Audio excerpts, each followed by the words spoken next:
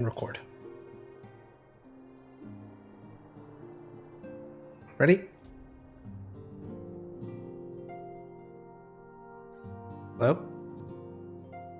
Sorry, I forgot I pushed to talk. Yeah, I'm ready. Okay. Alright, get back to Final Fantasy tab. There it is. Alright, let's see if I remember how to do the voices. I don't. I believe in you. I don't. Tatara seems eager to make up for lost time. It has been a while. Green, God, it's good to see you. I hope your being here means you've had your fill of rest. Not as so much as 40 winks, truth be told. You're too selfless, that's your problem. But you'll be no good to anyone if you don't take a break every once in a while. Anyway...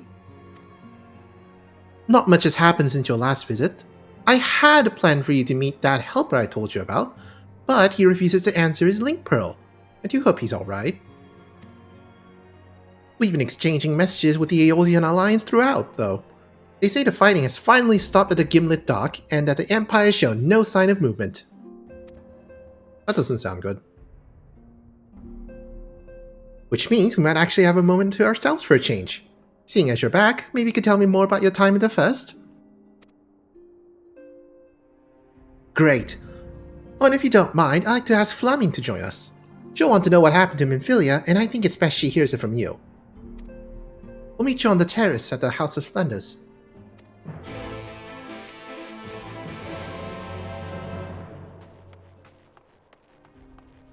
Whee!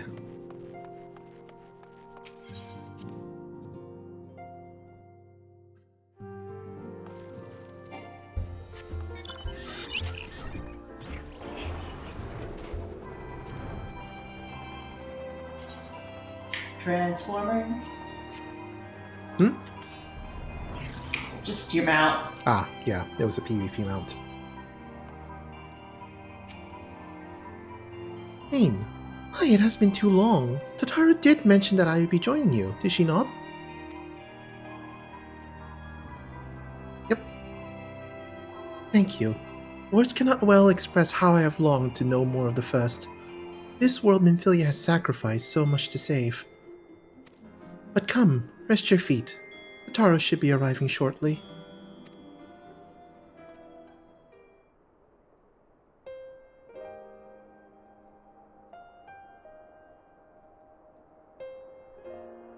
And that's how I brought the shadows to the First.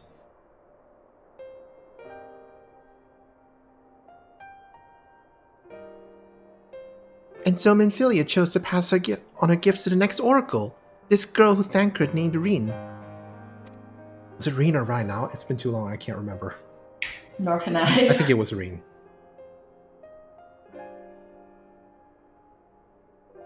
To us have such a burden thrust upon her as a child, only to embrace it when given the choice. In that respect, they are quite alike. It would seem her legacy is indeed in capable hands. Queen, might I ask a favor of you when next you return to the First? To tell Reen what I cannot. To tell her, thank you.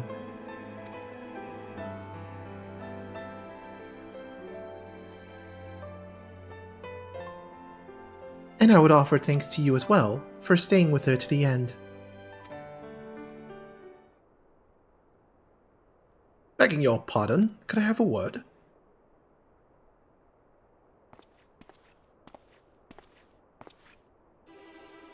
Riol! I hope you had to tell me you received word from our helper. I wish. Hey, I've not had a peep out of him. It's been a good long while now. Too bloody long. On account of which, I'm gonna sneak over to the border and see if I can't get a signal to him closer up. What if they catch you? There must be another way. But it ain't as if we can ask Thancred to do it. Besides, shouldn't have no trouble picking me way through Gimlet now the fighting's died down. Cause no, there's enough shadows to hide in. And the beats riding around here twiddling me thumbs. And you know, I just thought I'd let you know. Now I best be... Ah, nearly forgot. Krau's at the Stones and she wants a word. Something to do with the patients. She was getting ready to examine them again when I left.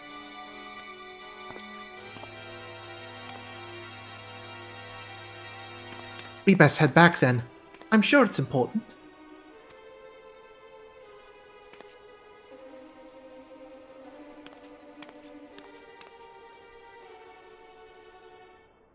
Just don't get a moment of rest, do we? Really not. Oh, we wouldn't be Supporter. well, we wouldn't be an RPG protagonist if nothing happened.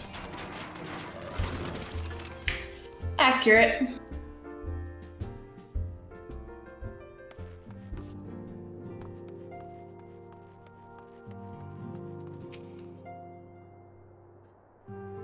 It seems she's still examining them. Oh, I do hope it's nothing bad.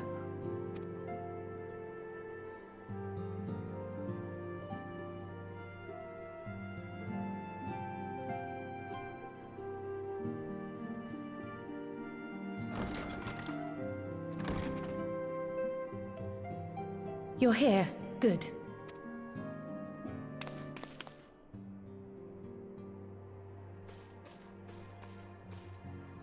So, how are they? Still locked in slumber, but otherwise in good physical health. For the present, at least. For the present? Oh no, is something wrong with them? I'm afraid there may be. I summoned you after detecting faint signs of instability in Thancred's corporeal ether. But subsequent examination suggested all 5 might be affected. And when I examined them just now, my fears were confirmed. Tellingly, the degree of instability varies between them. Thancred exhibits the most notable signs, followed by Y'shtola and Urianger. The twins' ether, meanwhile, remains relatively stable, but there is a change there too if one knows to look for it. Hold on. Isn't that the order they were called away in? Indeed. Which leads me to believe the instability will only increase with time. Though I can but speculate, I fear this may be a symptom of a weakening link between body and soul. By the gods! What happens if the link is broken? I cannot say for certain. This is all unknown territory to us. Yet whatever happens, it cannot be good.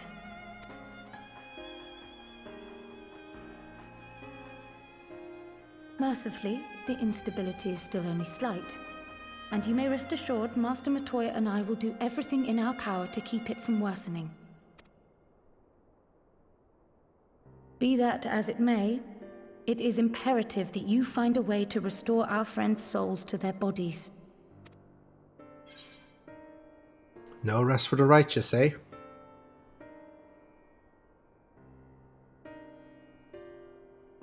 I realize you've only just returned from saving 2 worlds, but time is not on our side. But where's he even supposed to start? We had the greatest minds in the realm hunting high and low for an answer, and they ran out of places to look.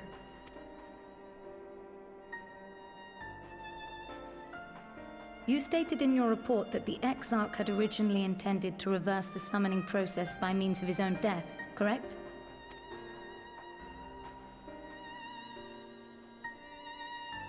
Raha always was a reckless young fool, ready to die for the first righteous cause that came along. His plan might well have worked, but I for one am glad he never had the opportunity to see it through. Even if it does mean our friends must remain stranded a while longer. There is another way, I am sure of it. And the key lies with him, with the Exarch. Pray return to the First and apprise him and the others of the situation. We, meanwhile, will do what we can from here. And, if the fates are kind, we will have good news to share upon your return.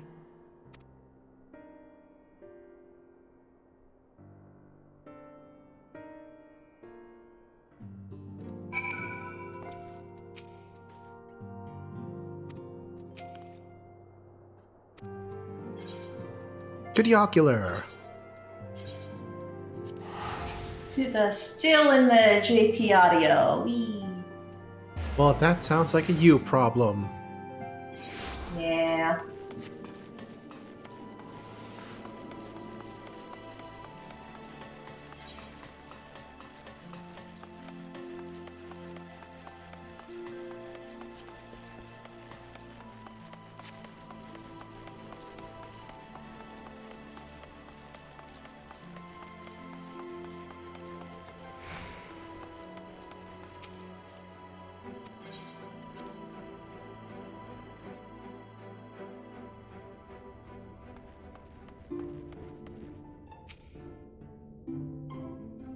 Ah, Green, you're returned. I hope your time in the Source was suitably restful. Nope. But of course it wasn't. Go on.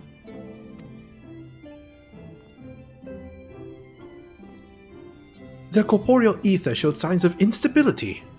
By the gods, the possibility never even occurred to me.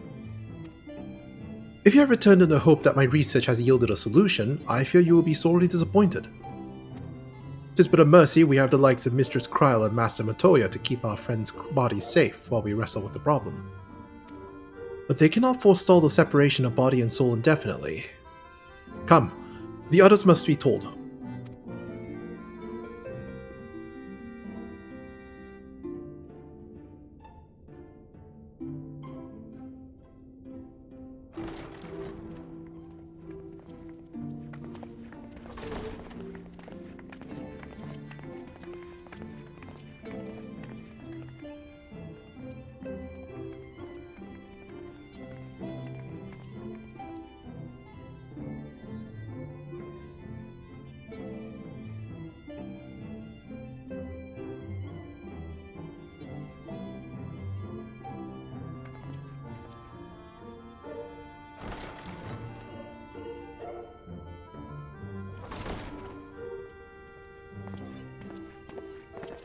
Pray excuse my late arrival. Will Thancred and Reen not be joining us? Okay, so it is Reen. I did get it right. Nay, milady. With apologies to all, they beg leave to pursue their investigation of the empty to its conclusion. Should matters here demand their presence, however, they did assure me that they would make themselves available. Yes, of course. Then let us proceed.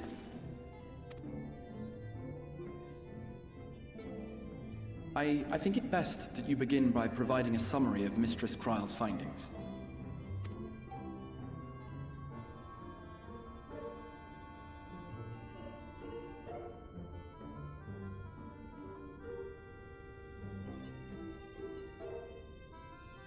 I suppose it was only to be expected that some change would occur.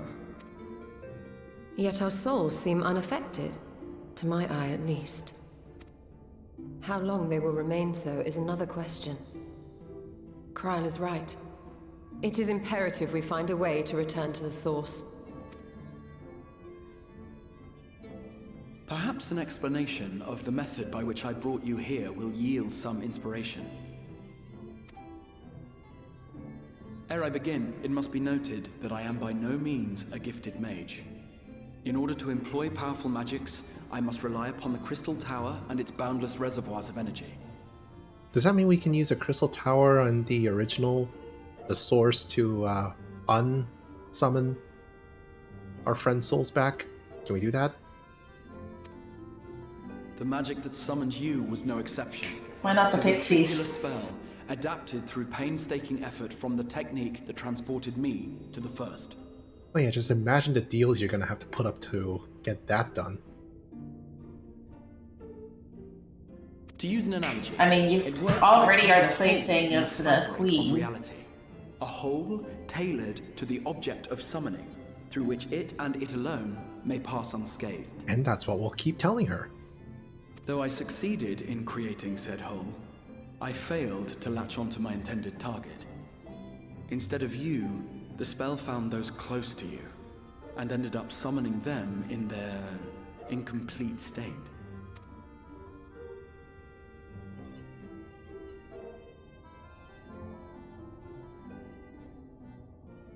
I I would not soon throw my life away. Not after the lengths you and yours went to save it. And so long as I breathe, I will spare no effort to see you safely home. But should all else fail, and your lives be at stake, there remains one sure method.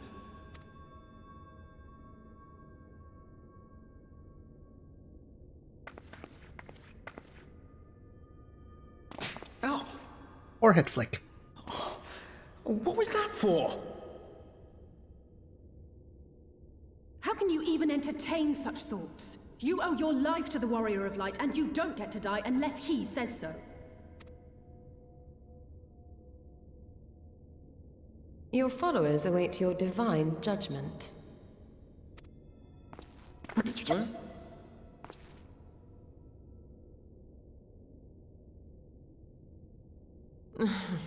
If the two of you have finished, perhaps we could return to our discussion? Rather than dwelling upon the multiple failed attempts at transference, I think it would behoove us to focus on the solitary success.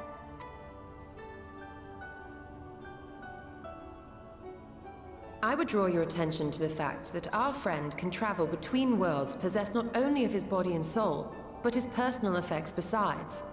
This is no different from the teleportation magics to which we are all accustomed. Magics that allow for the transportation of those inanimate objects one considers to be an extension of oneself. Are you suggesting that simply by considering us his possessions, he could carry our souls back to the source upon his person? Well, it would be nice if things were that simple for a change. But vague notions of ownership seem a rather tenuous thing to stake our lives on. So much as a moment of doubt on his part and we'd be left floating in the rift. Yeah, I'm not used to objectifying people yet. Milady hath the right of it. The requisite fixity of belief would be too much to ask even of our friend. Yet, were we to immure our souls within an object in his possession, mayhap then our safe passage could be assured. White Auracite would, I believe, serve as a suitable vessel for this purpose. It was conceived to imprison the massy soul of an Ascian, and should house one of ours with relative ease. We would need only to ensure our soul's safe preservation inside the stone, and identify a means by which they might be transferred back unto our vacant bodies. Soul preservation and transference. I believe I know of someone who may be able to assist us. On the far shore of the source, there stands a great palace built by the elves. It was forsaken in the wake of the flood, but a certain Numo chose to make their home there soon after. Though they have long lived as a recluse, they once occupied a place of honor in Verbert's royal court, and it is said that none in all of Norvrant is more knowledgeable than they on matters of the soul. Well, I've no objection to seeking a helping hand, but if they've gone to such lengths to hide themselves away from the world, what makes you think they'd be willing to lend us one? A worthy question. Years ago, I myself tried and failed to solicit their cooperation in the battle against the Sin Eaters. No sooner had I begun to make my plea than they unleashed a swarm of their familiars upon me. Unlike me, however, you have curried favor with the Fae folk. By that merit alone, I am hopeful that they would grant you an audience. They may still be inclined to turn you away, of course, but if their knowledge might feasibly facilitate your return home, we have to try.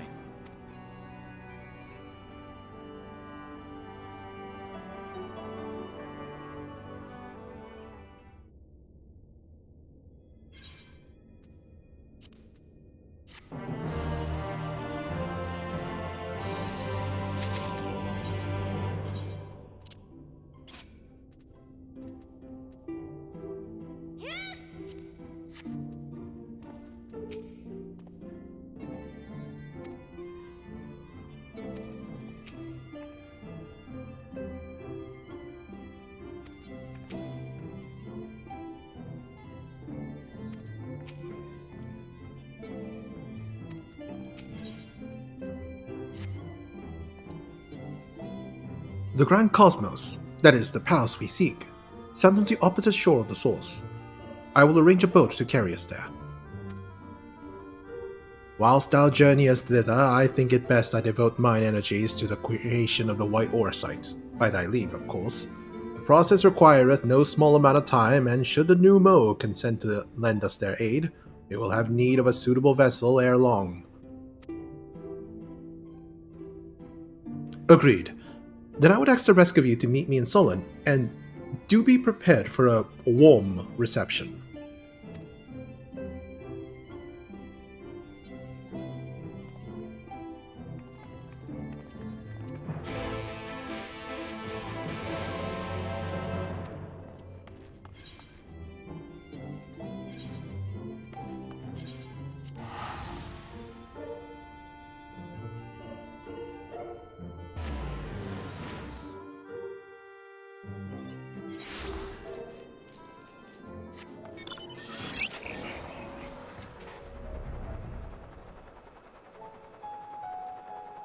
It's so nice to be able to fly here finally.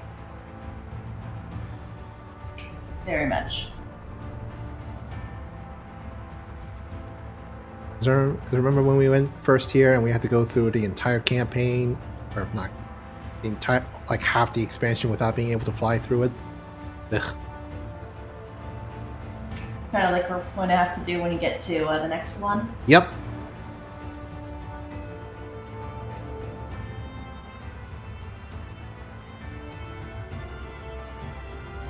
It's all for the map appreciation.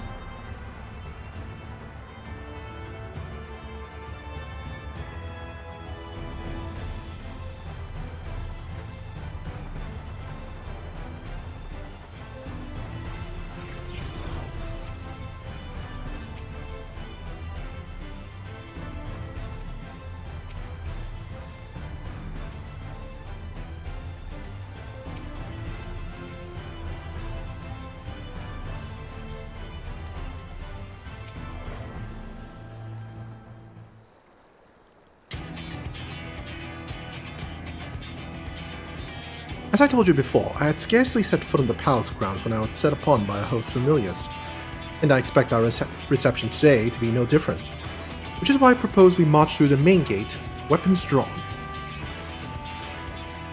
I'm sorry, but are we not here to petition for assistance?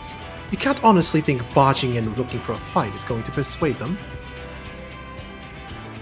Actually, I believe the XIV may have the right of it. They have no doubt poured a great deal of time and energy into their creations. Were I them, I should be most interested to meet with those who could overcome my defenses. As with any true seeker of knowledge, and there is little we can say or do to convince them to help us if we know nothing of their character, nor less why they chose to hide themselves from the world. But if we can seize their interest, mayhap we can earn ourselves an audience.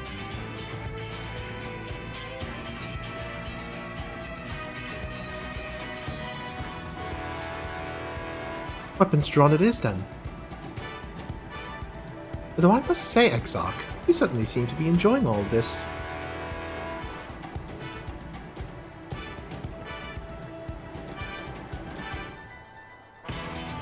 Do I? Well, I will not deny that I enjoy the thought of fighting alongside you all, rather than pacing about inside the Crystal Tower. You both seem to be in rather high spirits, if you ask me. Not that I'm surprised. Your moods invariably improve when Green is around. Ship. What exactly are you implying? He averted a calamity, and the light which seemed destined to consume him has been extinguished. It is only natural that we be pleased to see him. Yes, well, you'll have plenty of time to celebrate his good health after we finished here. Of course.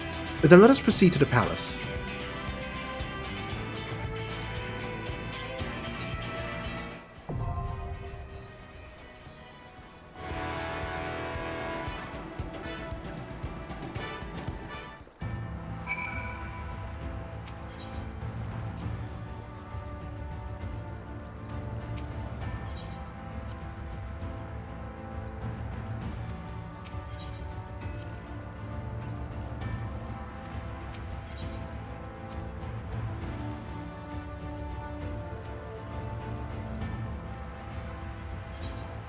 Enter the Grand Cosmos.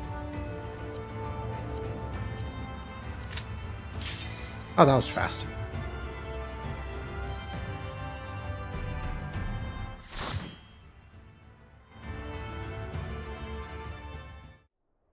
Alright, I forgot to change my portrait, I think. Oh well. I fucking forgot to, too. Also, I keep forgetting about my push to talk, too. Motherfucker.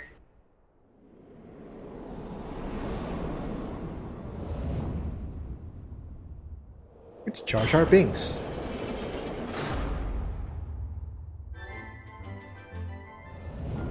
The Grand Cosmos. I have no idea what I am doing.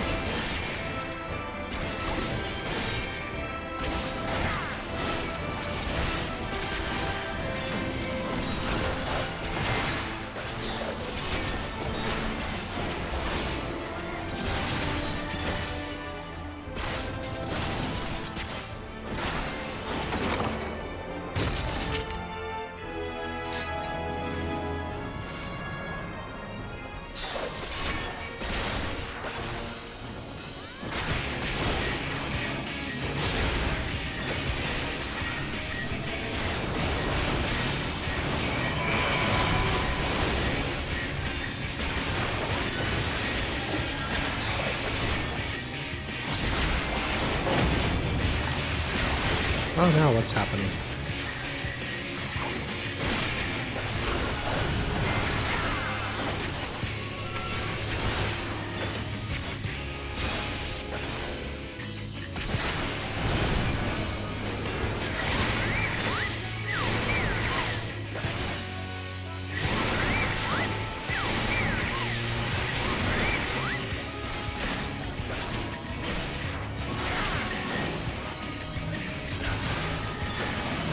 your shield.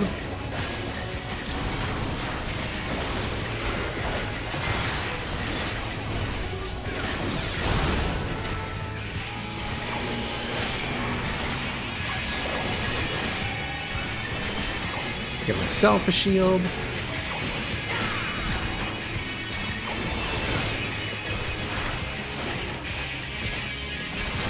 That's not what I wanted. I'm using the wrong controls. Oops. It's fine, we're still alive. For now.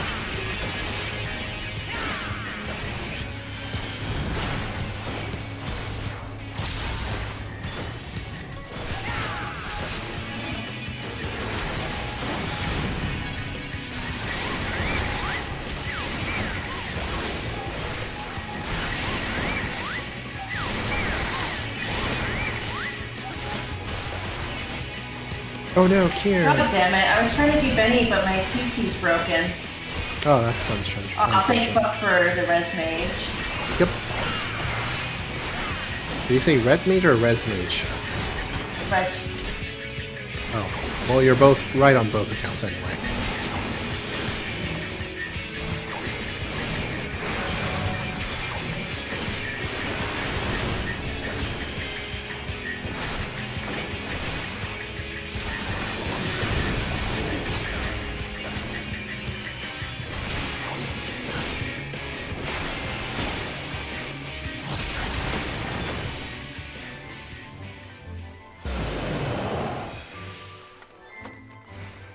Greed.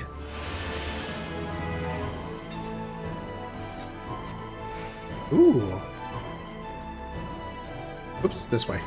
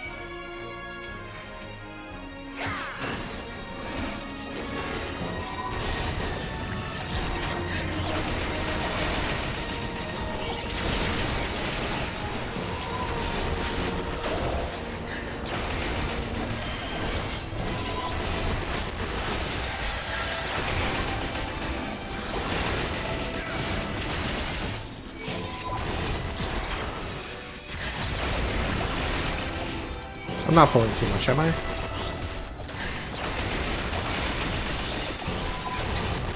Here. Sorry, I keep forgetting push to talk. I think you're fine for now. Awesome.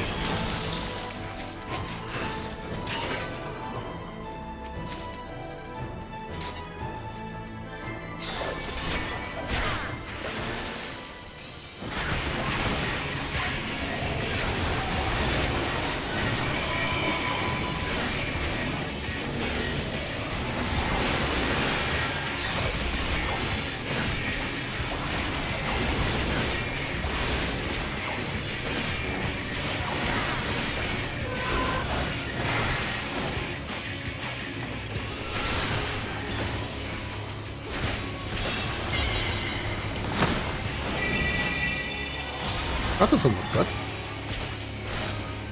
Oh, you gotta move those off of the squares.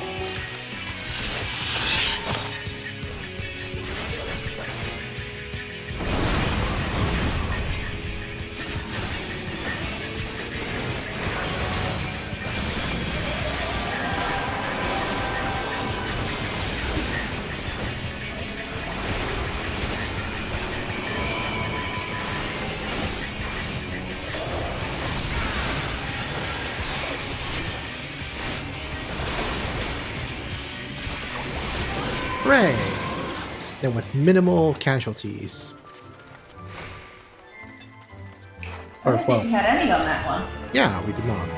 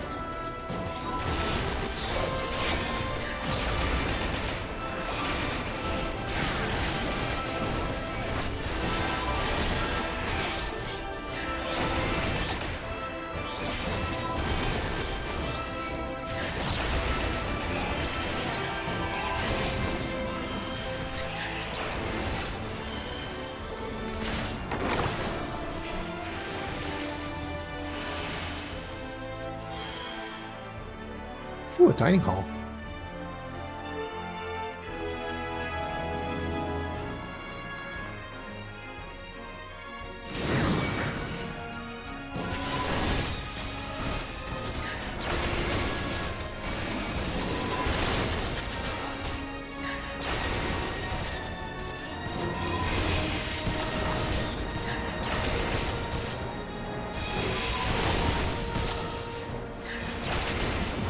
I wonder if you just sit in those chairs.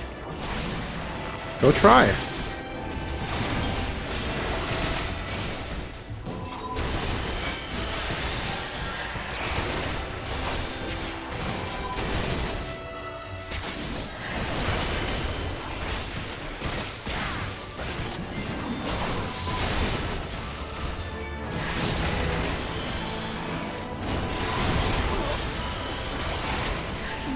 I think our dancer may have disconnected. Yeah, sure looks like it. Oh well. I guess it's up to you to pick up the DPS, Kier. Fun.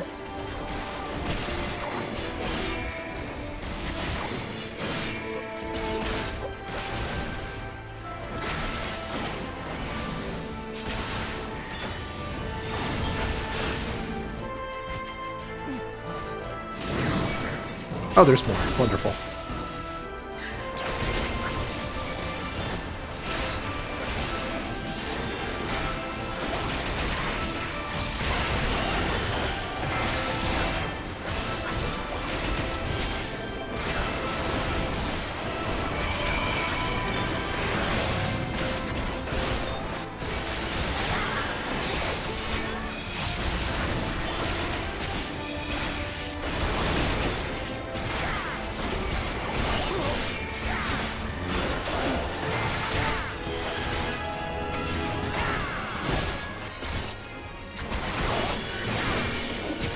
Oh, there it came back. Yay. Yay.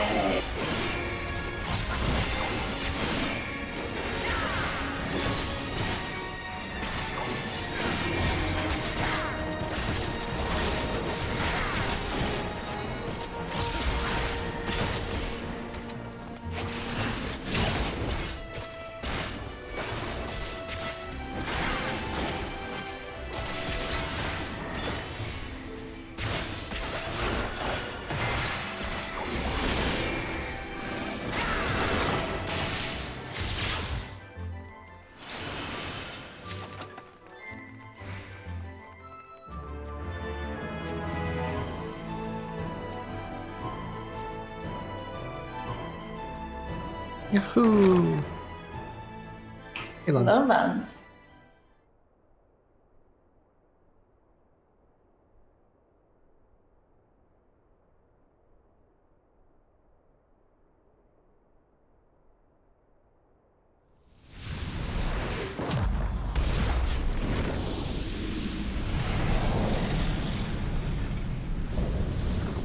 Insatiable Flame, Lucas.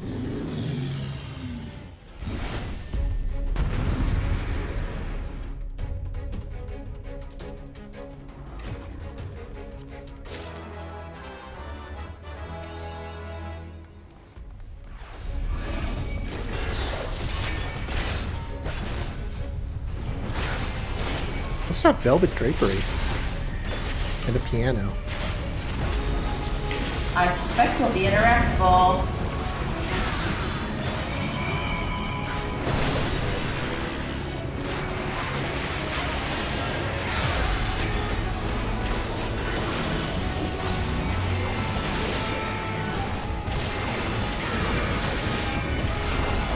Ooh, squares. Oh, ow.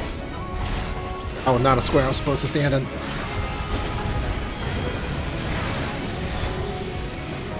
Oh, so this is where Mortal Flame comes from. Okay, you have to hit one of the items and then to get rid of their Mortal Flame. Just walk over to it.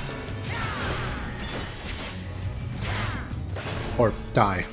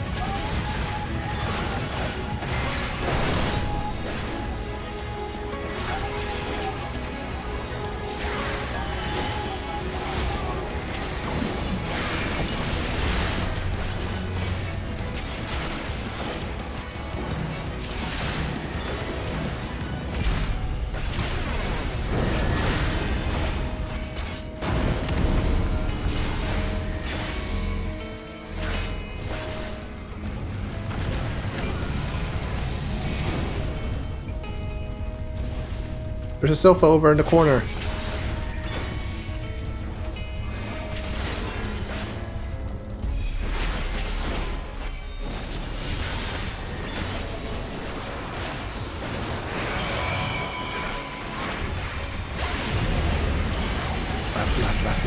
Left.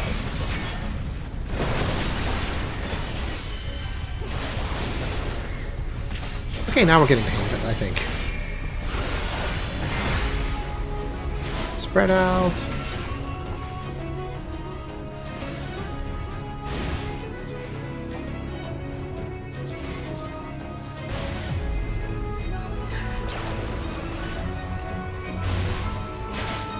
Okay, so if you're too close to him charging, you get a vulnerability. It's like... good to know.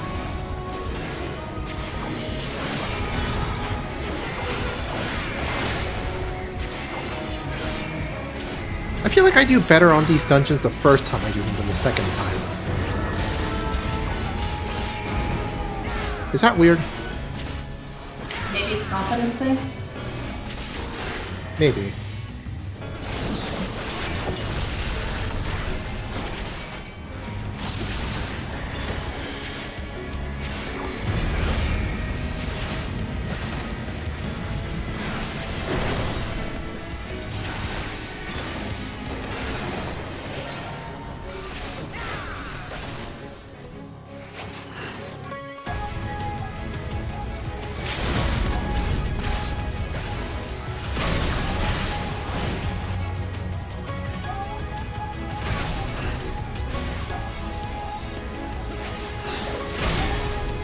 Yippee!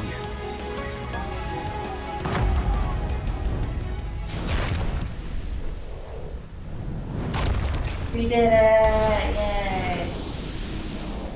And with minor casualties. Definitely Resmage gets fucking commend.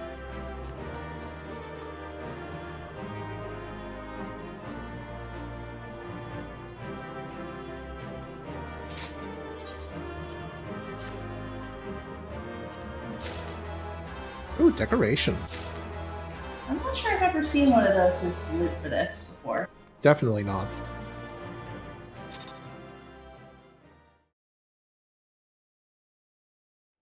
I mean, sometimes on Stone Vigil, you get Stone Vigil lumber that you can craft into decorations. But that's kind of That was different. my Yeah. fiercest familiar. Oh, impressive.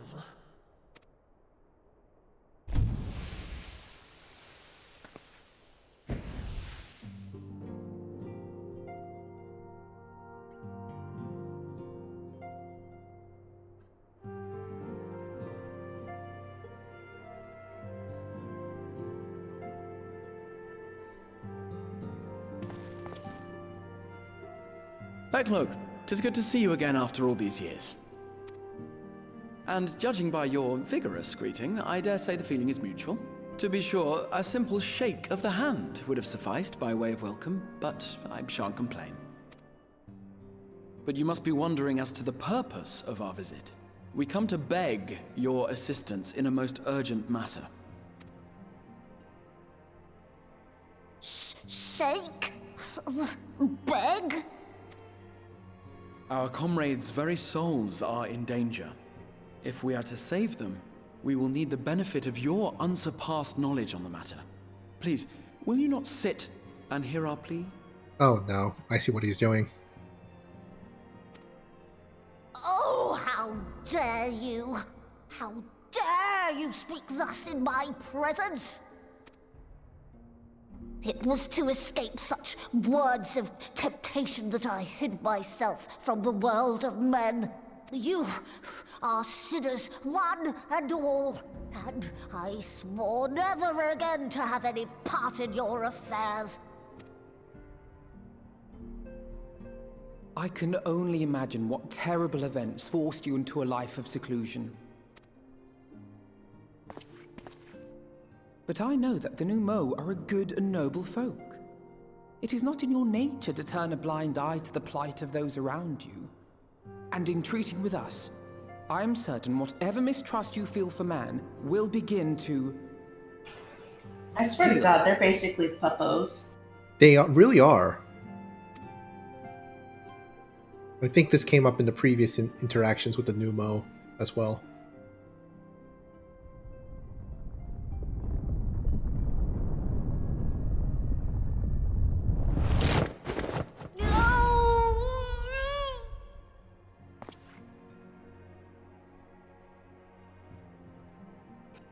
If you will not be those satisfied, I suppose I could listen. After all, there's no harm in just... No, I mustn't. Not again. That damn court mage seemed to have the best of intentions too, and countless innocents died for my naivety. Oh, you know not what you ask of me. What horrors my knowledge has wrought.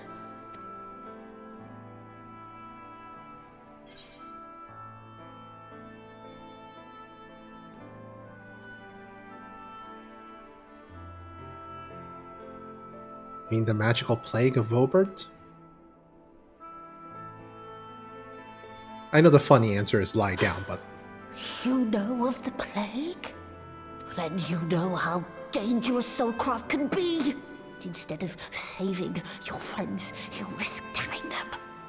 Are you sure you're willing to take that chance? No. No.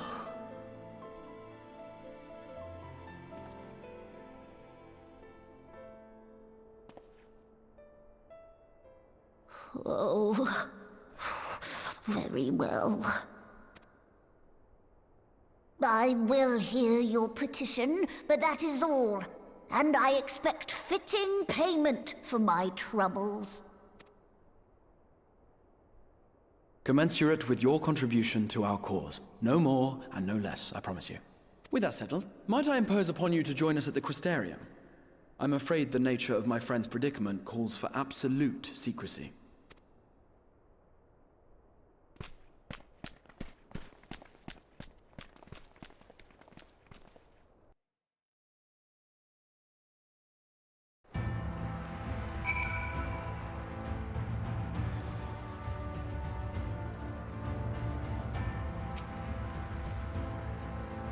There you are. Let us have gone ahead to the Crystal Tower with Beck Luke. For the record, I truly wish we hadn't had to resort to using such words when treating with them. I've ever sought to convince, not compel. Yet I cannot deny that a part of me is glad Urian J shared his knowledge of the new Mo with us. Had he not, Beck Luke wouldn't be here. Speaking of whom, we should hurry. To keep our guests waiting would only add insult to injury.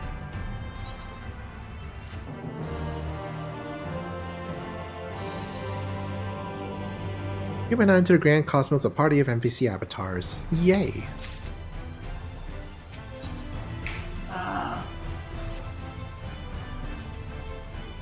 You mustn't dally here any longer, Green. If Beck Luke is to hear the truth of our travails in the first, you of all people should be present.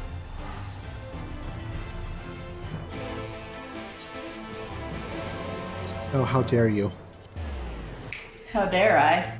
Yeah, how dare you spend your Aetheryte tickets instead of me. Who said anything about tickets? How dare you spend your gil instead of my Aetheryte tickets. Well, you were still talking. Well, whose fault is that? Yours. Good point.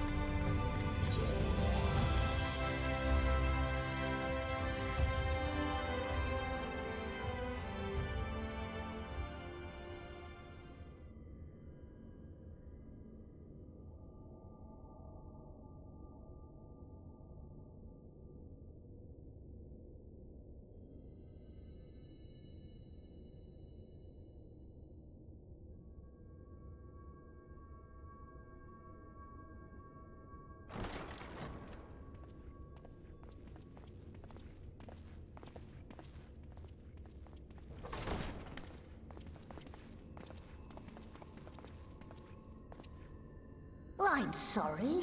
You mean to tell me not only that the return of night was your doing, but that you hail from another world as well? Yep, we got isekai'd. Everything we told you, of the source, the shards, the 7 umbral calamities, all of it is true. I realize how fantastical it sounds, and I would not blame you for doubting our testimony. But given your expertise, you must surely have noted the peculiar nature of their souls. Any other time and I would have dismissed your stories as balderdash and flummery. But upon closer inspection, 'tis plain their souls are far denser than is normal, and that they do not possess true bodies. Save you.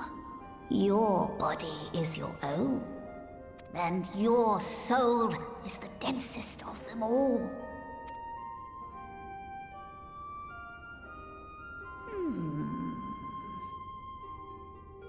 As I said before, were it not for their heroism, the skies over Norvrant would still be awash with light, the realm yet at the mercy of Vorthri and the Sin Eaters.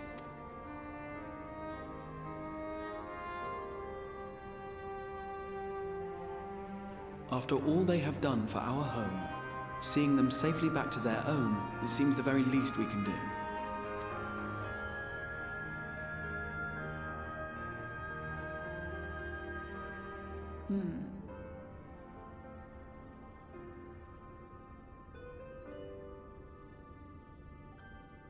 Your tale is intriguing. Yes, very intriguing indeed. Simply to hear it is fitting payment in itself. As for your friends, I can but agree. Their valorous deeds on behalf of Norvrant are deserving of recognition, of their own fitting payment. You will help us then? I will. I would see my knowledge put to good use for a change. I do have one condition, however. I am not the spry young Numo I once was. As such, I will require assistance in my fieldwork and testing.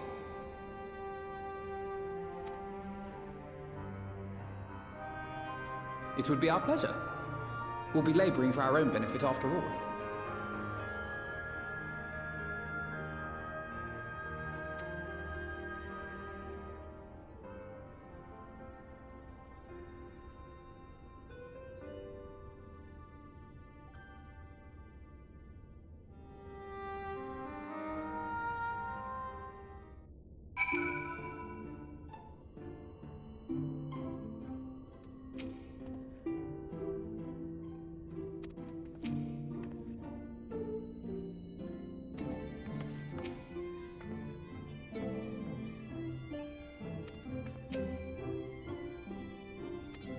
Okay, I'm gonna have to do this voice, aren't I?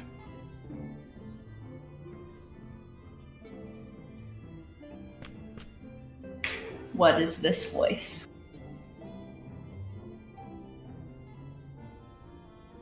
You have spun quite a tale, but tell me, have you given any thought as to how you might return to your world? The Numo voice. I am trying my best.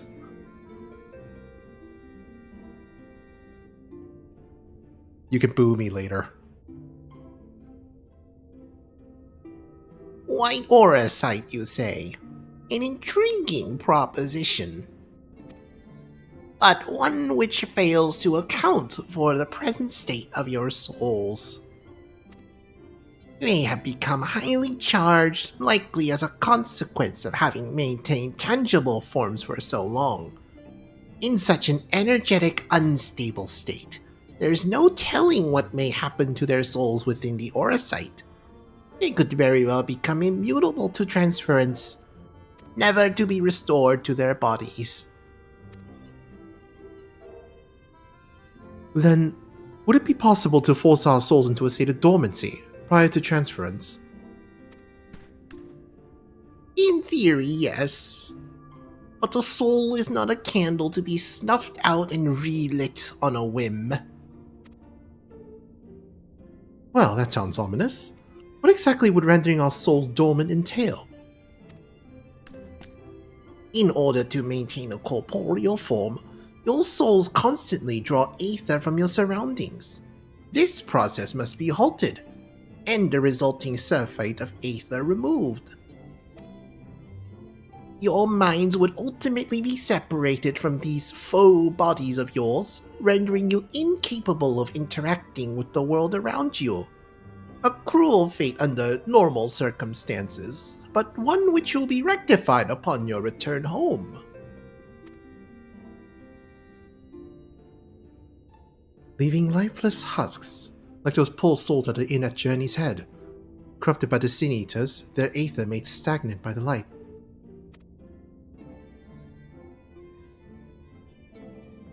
Corrupted? Stagnant? Might I see these unfortunate individuals? Why? You think you might be able to help them? I might, or I might not. But I shan't know for sure until I have seen their condition firsthand. And I would be glad to take you to them, on the understanding that you won't do anything which might increase their suffering. It was my faith in man I lost, not my compassion. Well, I see no need for all of us to accompany you. While you escort our guests to the inn, I will assist Urianche in creating the requisite aura site. I believe my talents will be better applied to that endeavor as well. Might I leave the three of you to assist Beck Lug as necessary?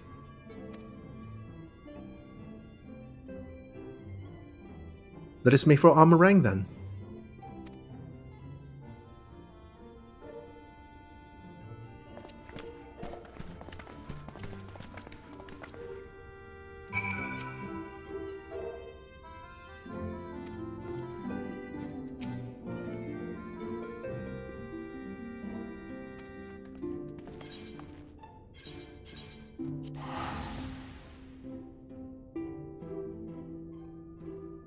I thought you were going to head out first.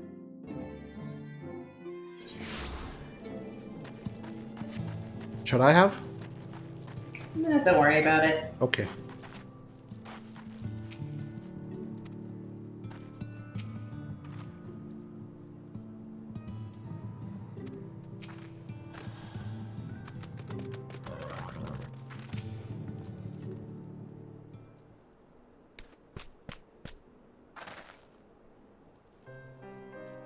So this is Halric, is it? Yes, his etheric balance leans perilously towards the light. Towards stasis. What do you suppose will happen to him? Not too bright, are you, boy? The same as all poor souls corrupted by the light. He will become a sin eater. You don't know that. We defeated the Wardens and banished the light from the night sky. Halric was completely unresponsive before, but now... Well, now he mumbled.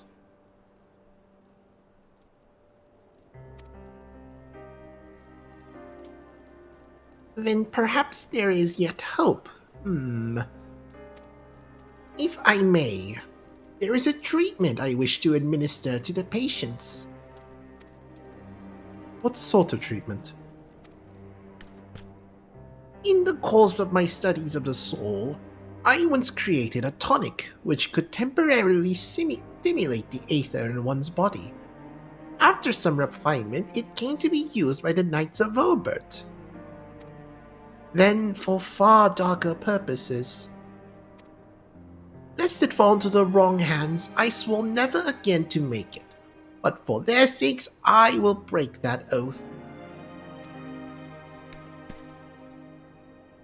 It is not like to reverse the stagnation, mind you, but it should offer some measure of relief.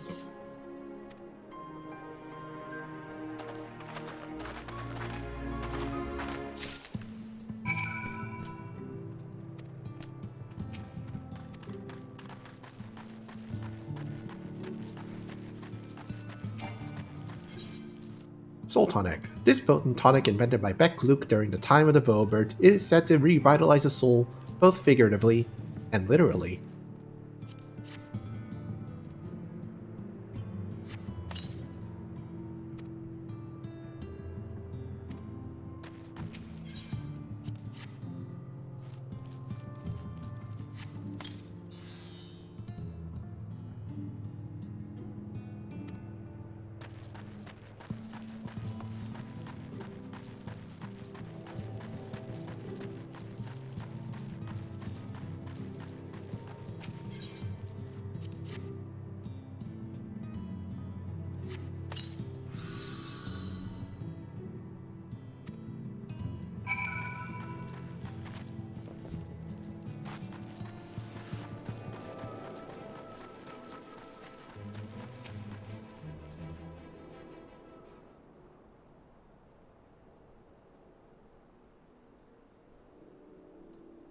Now then, have you noted any change in the patients?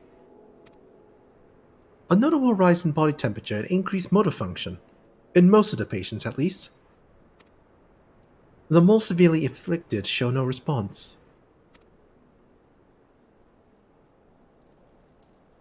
As I fear, then. 'Tis true that with the restoration of night, the corrupting influence of light will no longer grow. And yes, their bodies will naturally return to equilibrium given time. But this holds true only for their corporeal ether. Their incorporeal ether, that of the soul, is not so easily mended. Which is why those in the later stages of corruption, like Halric, appear unaffected by Otonic. Precisely.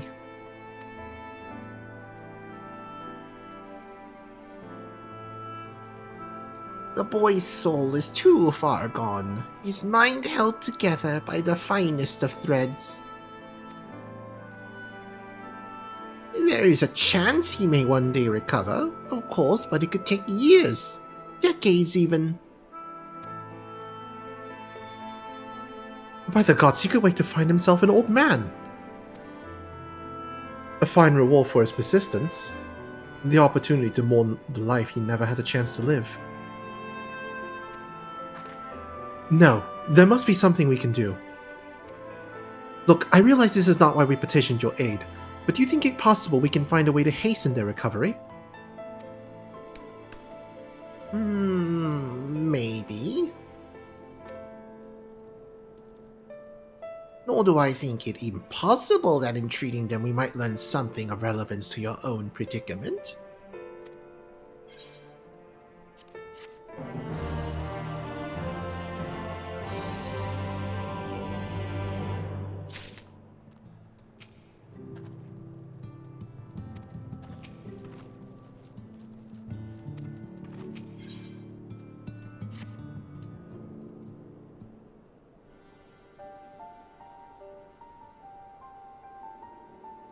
I suspect the Crystal Exarch has told you of my past. That I was once a mage at the royal court of Vorbut, and that soulcraft was my field of study. The tonic you administer to the patients here is one of the fruits of my labors. I hope to do great things for the kingdom. But in the end, my knowledge brought only suffering, a plague the likes of which none had ever seen. In the hands of unscrupulous men, what should have been my greatest triumph instead became my greatest shame.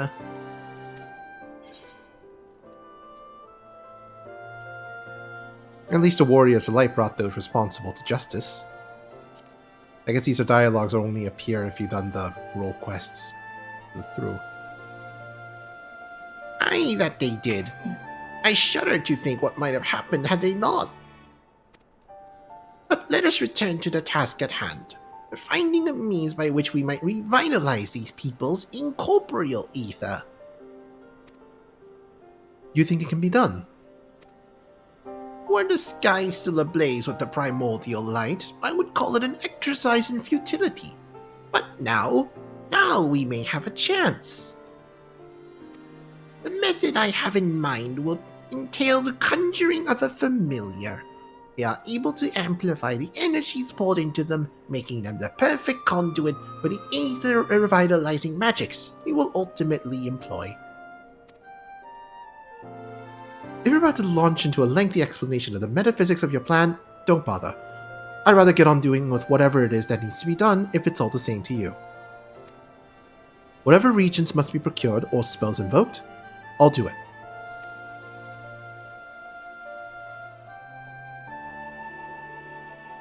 I admire your spirit. Very well. Your first task will be to gather the necessary materials. The purest of waters and finest of clays, as well as a fey lantern brimming with pixie magic. If you're convinced the resulting familiar could help the patients, fine. Alfie note, the water and clay will be simple enough, but I think you know what we'll have to do to get the lantern. You don't mean... The pixies took quite a liking to us before. If we humor them with our company, I'm sure they'll be willing to help us.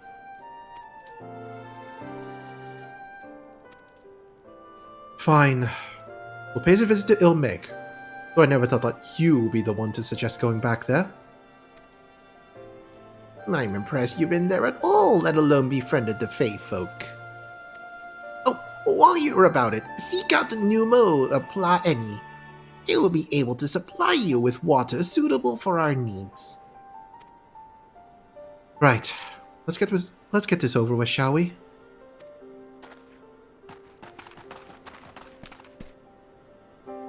There still remains the matter of the clay. Might I prevail upon you to find it? I don't know, I kind of want to see what the pixies have to have in mind for the twins. Hopefully not Leafman. Probably not. Plot-wise, yes. Reality, absolutely. They would be like, ooh, they look really cute together.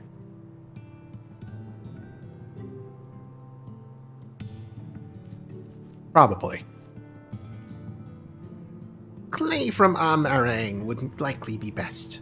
Know you of anyone who might be able to assist us? Clay... Well, I could ask the miners at Twine. Mining involves clay, right? Ah, yes. He'll be able to point you in the right direction, I am sure. While you and the twins are occupied, I will see if there's aught else I can learn of the stagnation which afflicts the people here.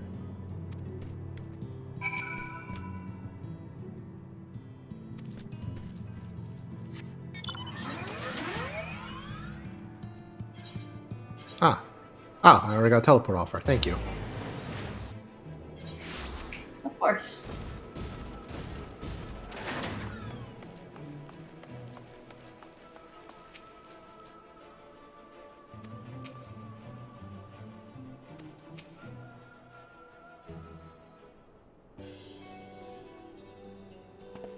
Green, oh, what a coincidence. Come at a good time. We just this moment finished repairing the Talos and the trolley you lot took to Nabatharang. The trolley was no trouble, but the Talos would have been another matter, had we not had a visit from Master Chai. He offered us a share of the leftover building materials from Daedalus Stoneworks, as well as a few trade secrets to help us along. Clever man, that Chai-Doos. Seemed pretty keen on the ideas I had for putting the giant Talos to work. Like a giant trolley! And Magnus still refused to see all the good we could do with it. Well, you're entitled to your dreams, Jarek. That doesn't mean you can go harassing our guests with them. Master Chai was just being polite. And something tells me Green here didn't come all this way to talk about trolleys. What is it you need, friend?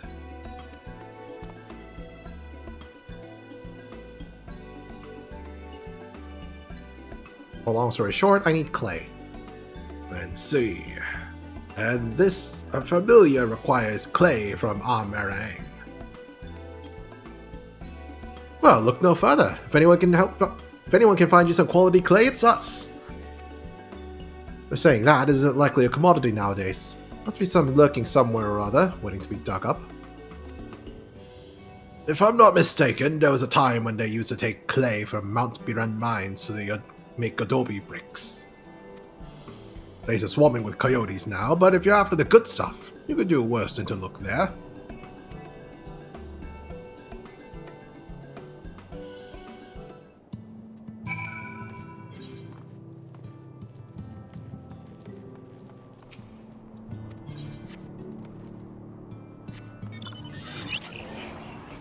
Whee!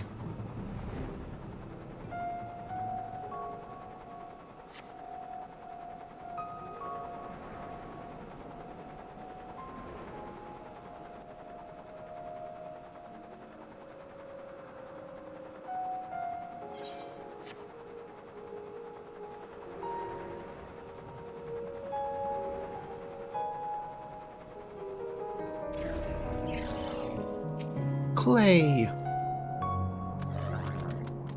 Yay!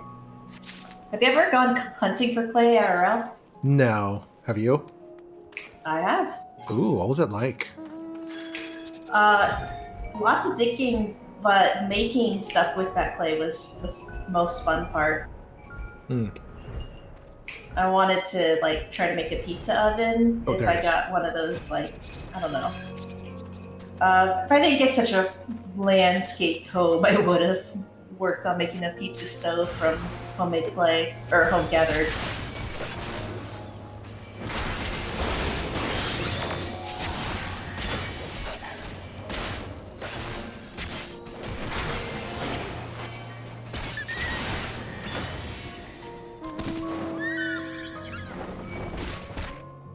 Yeah, beans.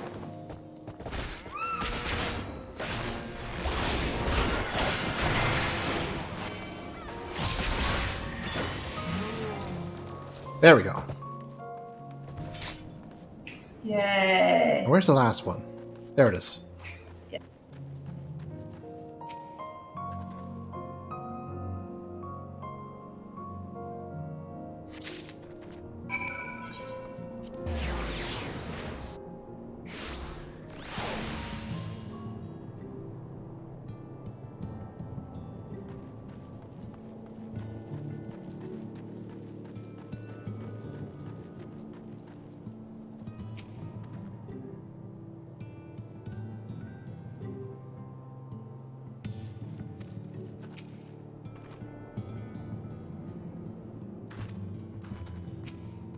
The twins have returned, and in one piece at that.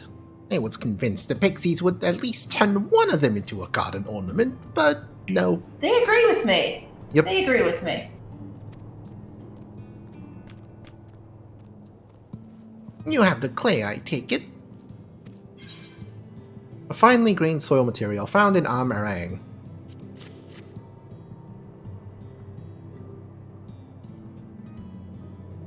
Wonderful! We need but combine the clay and the water, then heat the mixture with the Fey Lantern.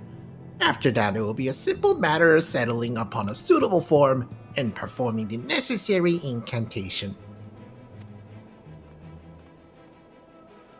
Beckluke, I have a question. In the event that we need this spell and you aren't around, would it be possible for another to perform the incantation? Assuming they possess the requisite skill, yes. Halric and the others suffer so much, and I swore to do everything in my power to save them. If there's a chance this spell could do that, I would be the one to invoke it. Mayhap you should be the one to do so. A deep understanding of the subject's physical state, combined with a strong desire to help them, can drastically increase the magic's effect. And you are plainly more familiar with these people than I. I dare say there are few in all of Nordrand more dedicated to finding a cure. Is that not so, Green? Absolutely, she's the best woman for the job. I'll give it my all. For Halric. For Tesleen. Oh, I miss Tesleen. And we are all of a mind on the matter. Alice she'll be the one to conjure the familiar.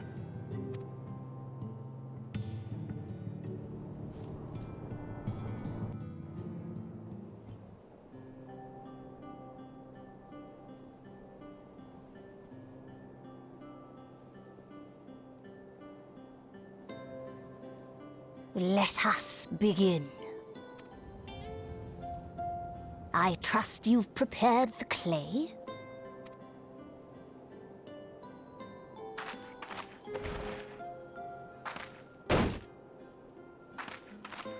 Dunk. Very good. Now, I would have you sculpt for me a porksy. Plump, with floppy ears and a short curly tail.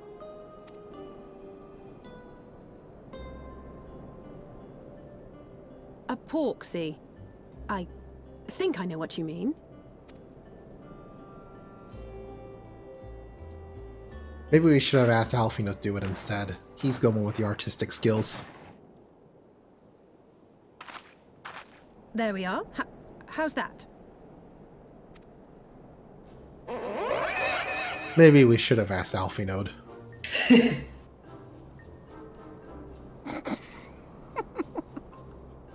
Well, it is certainly creative. There's no denying that.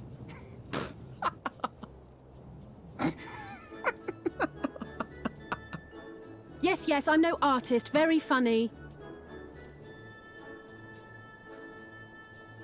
Pay him no mind, child.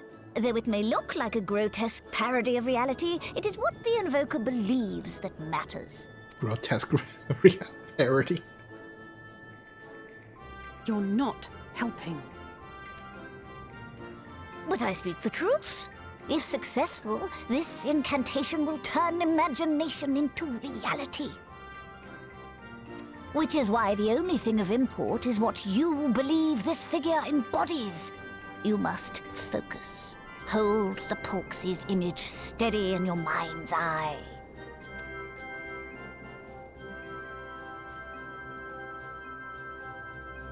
Now then, as I taught you, relax and allow your energies to flow.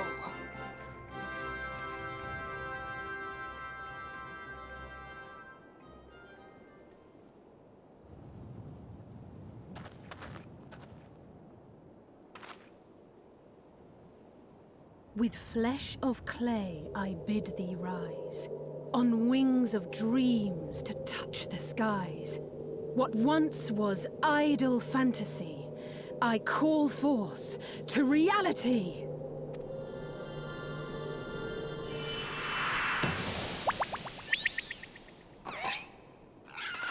Aw.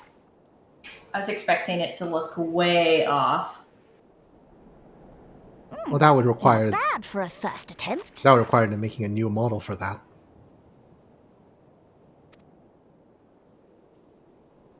Now, let us see what can be done for young Halric. They could have also just put a sideways face on it. Then that's not much of a model change. Maybe.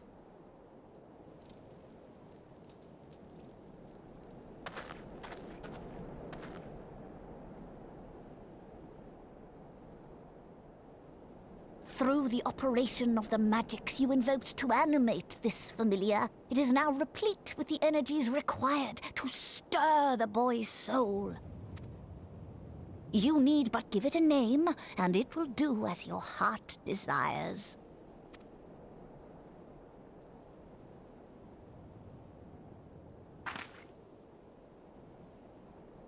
A name.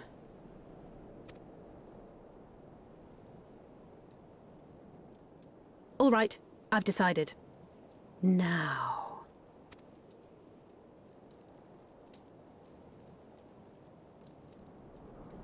Pork chop. Angelo!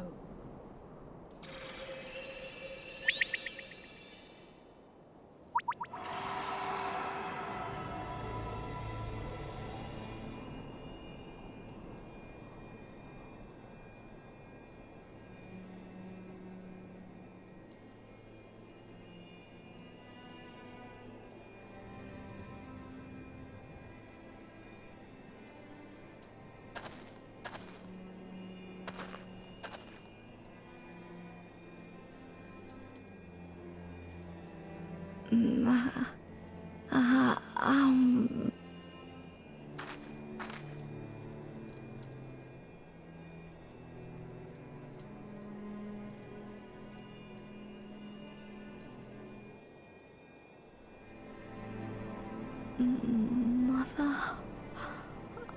I...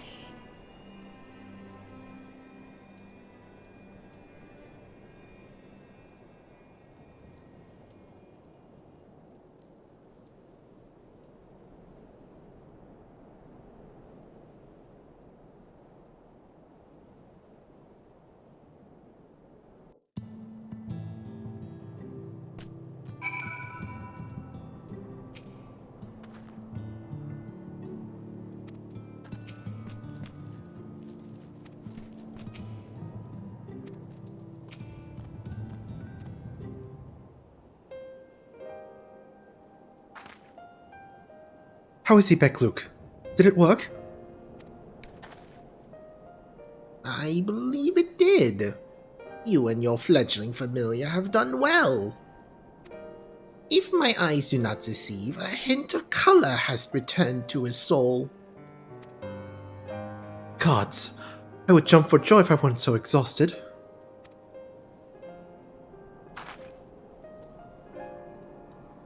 We're so close now, Halric.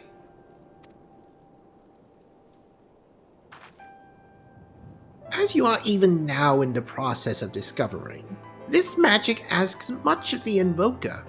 What you may not have realized is that the same is also true of the subject. As such, we must proceed with caution. However, with further treatment, I have the utmost confidence that the boy will make a full recovery. Observing the reanimation of his stagnant soul has been the most enlightening. I will need time to put my theories to the proof, but I believe I can fashion a spell to produce the opposite effect, that is, to induce stagnation. Thus enabling our safe transport back to the source via Aurasite. A thought occurred to me about this treatment. It could reverse the tempering of tempered individuals back on the source.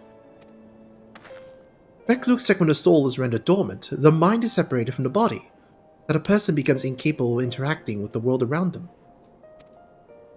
Does that not sound a lot like some of the tempered back in the source? Not really. It is the fate of the most tempered to become slaves to primals, save in a handful of cases. Or am I missing something? If I can master this technique, the art of revitalizing the soul, I know of at least one in the source who could desperately use such treatment. The Kobold.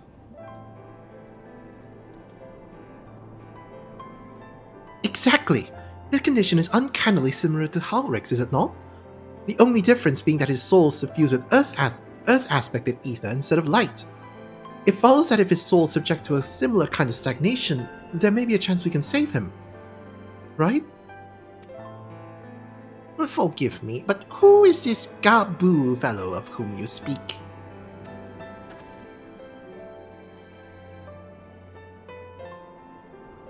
I see.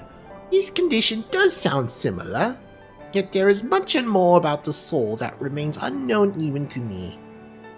I say this not to discourage you, you understand, but to remind you that this is delicate work we do here, work requiring patience. Of course.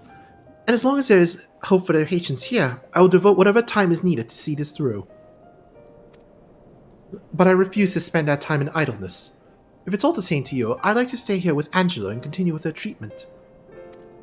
The two of you should return to the Crystarium with Beck Lug and see if you can't make some headway with their newly posited theories.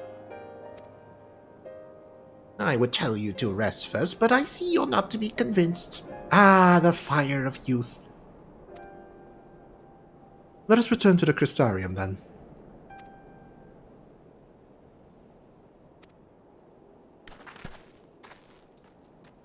It's Kaishir. Kaishir? What are you doing all the way out here? There's trouble back in Yomor. Lady Chai's beside herself, sighing, pacing the whole lot, near enough begged me to go and find you. Sighing and pacing, you say? It must be urgent. I take it I'll be returning to the Crystarium alone. Go on then.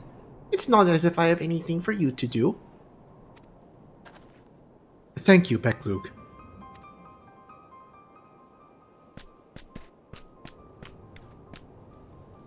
Sorry for bothering you and all that, but she says the future of Yomor's at stake.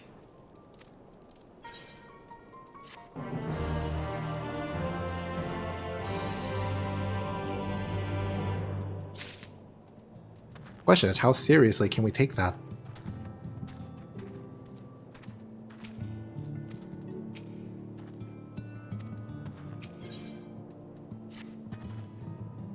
Lady Chai's up in the parlor.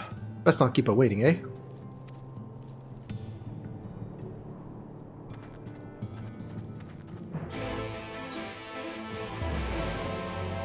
To Yomor. Where are we going? Over there. Yeah, not far.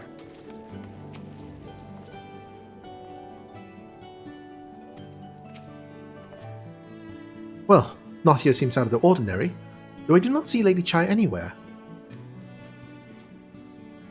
Probably pacing around outside again, staring off in the distance and all that, sighing. Strange. Let's see if we can find her and discover the source of her distress.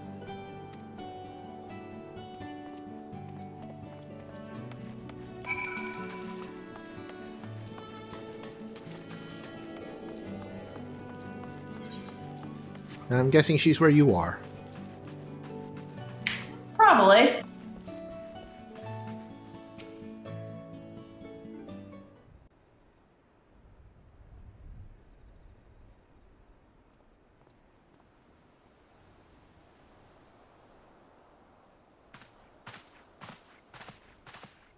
Oh, thank heavens you're here. Lady Chai, whatever is the matter? I knew not where else to turn. Oh, this is all too much for my poor heart to bear alone. Alone? What of Master Chai? That is the very reason I summoned you. He's gone. What? What happened? It all began after the events at Mount Gulg.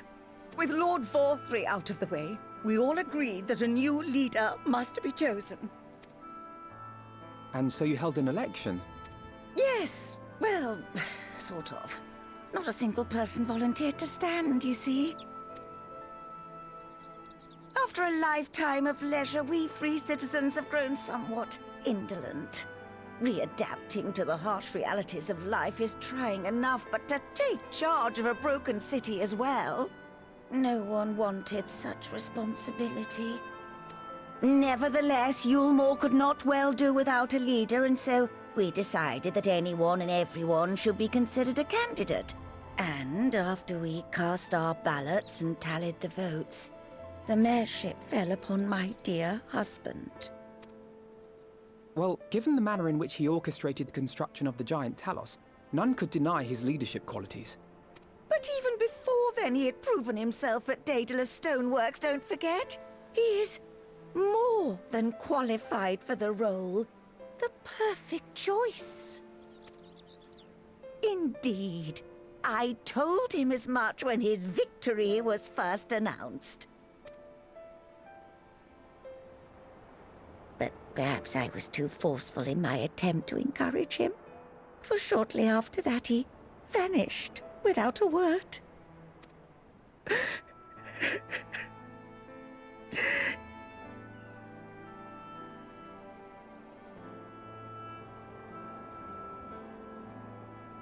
You believe he was so daunted by the burden of leadership that he felt compelled to flee?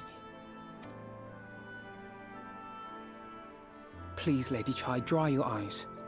Your husband does not strike me as the sort of man who would abandon his duty, much less his beloved wife. There has to be some other reason for his absence. He's either kidnapped or actually out there doing something for Yulmore. Probably, yes. Probably the latter. You truly think so? Gotta keep this decadent city afloat. What about you? What do you think has become of my husband?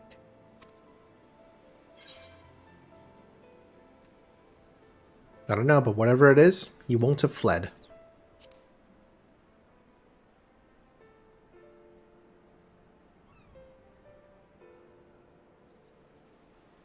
And there you have it, Lady Chai. You needn't worry. Master Chai loves you more than all the world, and he will return. Wherever he may have gone, rest assured we will find him.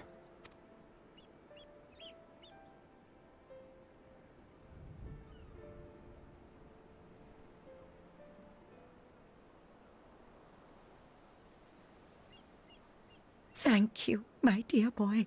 You have set my mind at ease. I will trust in my husband and await his return.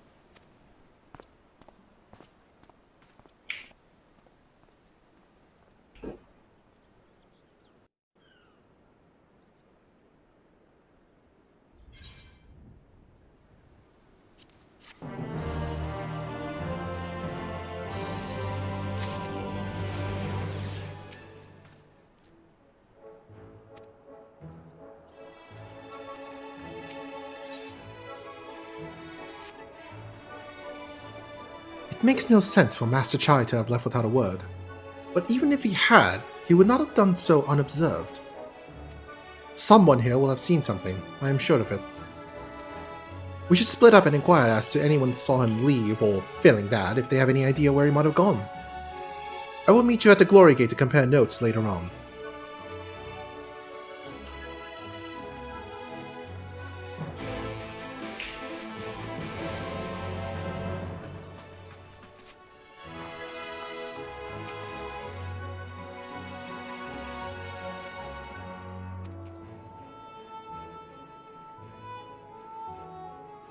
There's an unlockable quest I didn't even notice. Also, one of the mini aetherites I've been attuned to right next to it. Oopsies. Oops. Yo, Morwen has turned about the stack. Oh god, are we gonna have to do another dating sim with Master Chai? I sure hope not. I mean, it'd be funny. I'm too socially awkward for that shit. Well, clearly you need to play more dating sims, Kira. Yeah, absolutely.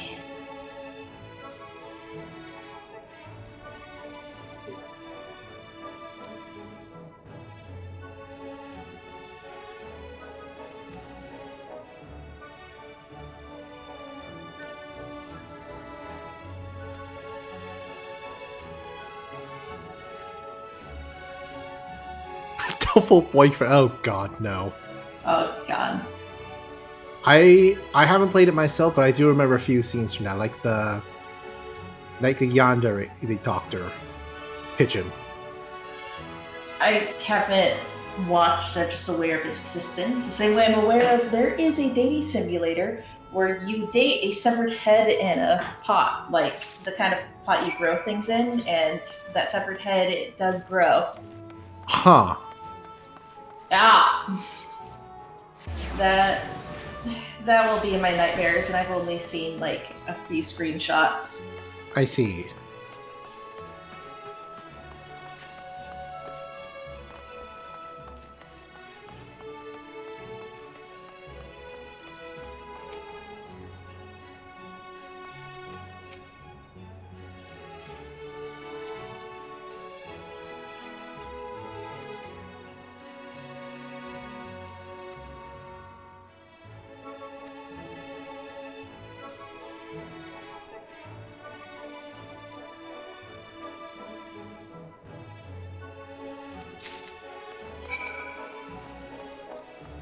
God, this is just old doll all over again. Yeah. I sure hope we don't get accused of treason this time. I technically, I guess we already committed it by killing its leader, but you get what I mean. Yeah, it'd be kind of hard for them to pull that shit again. Oops, I accidentally went outside. Oh, you didn't get my teleport thing? Damn.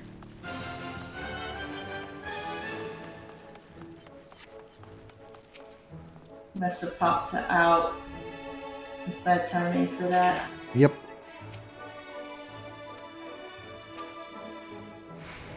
Ah, there you are. How did you fare? Have you learned anything which might have offered a clue as to Master Chai's whereabouts? A hastily written note which reads, Boutique of Splendors, willing to work with Master Chai to rebuild businesses. A hastily written note which reads, Yulmore's army, willing to hire recruits from the derelicts in Gatetown. A hastily written note which reads, Colusians, seeking work. Chai News offering employment.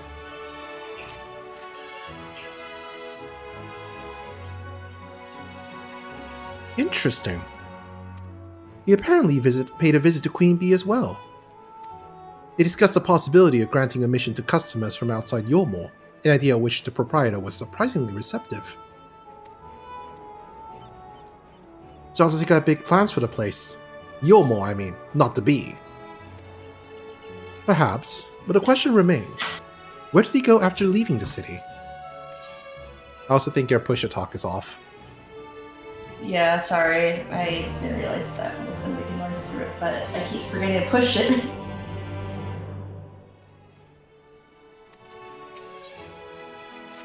Let me know if I should put it back on.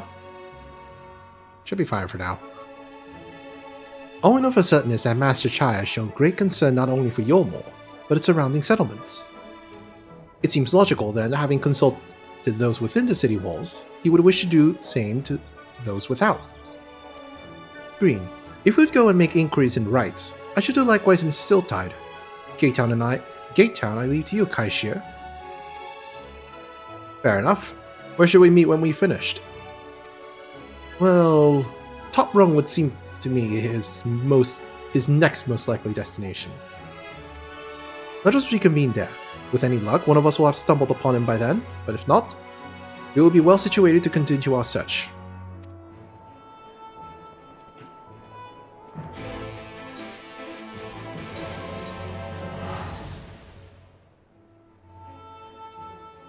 To right.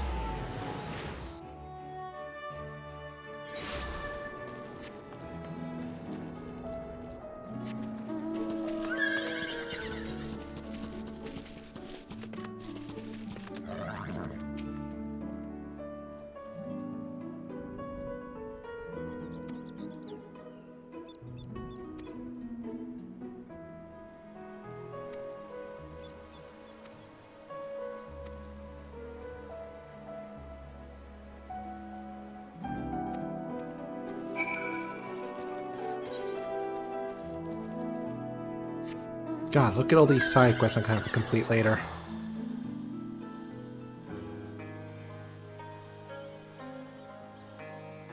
You don't have to. They don't give you anything except like a little bit of gold and a pat on the back. Some of them unlock triple triad NPCs, and I want them.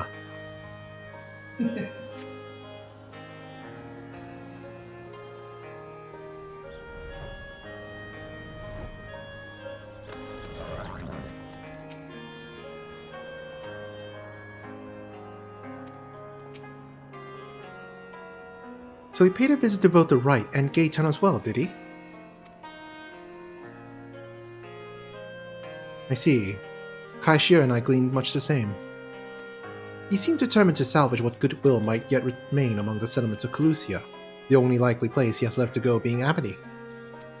Come, if we are quick, we may yet catch up to him.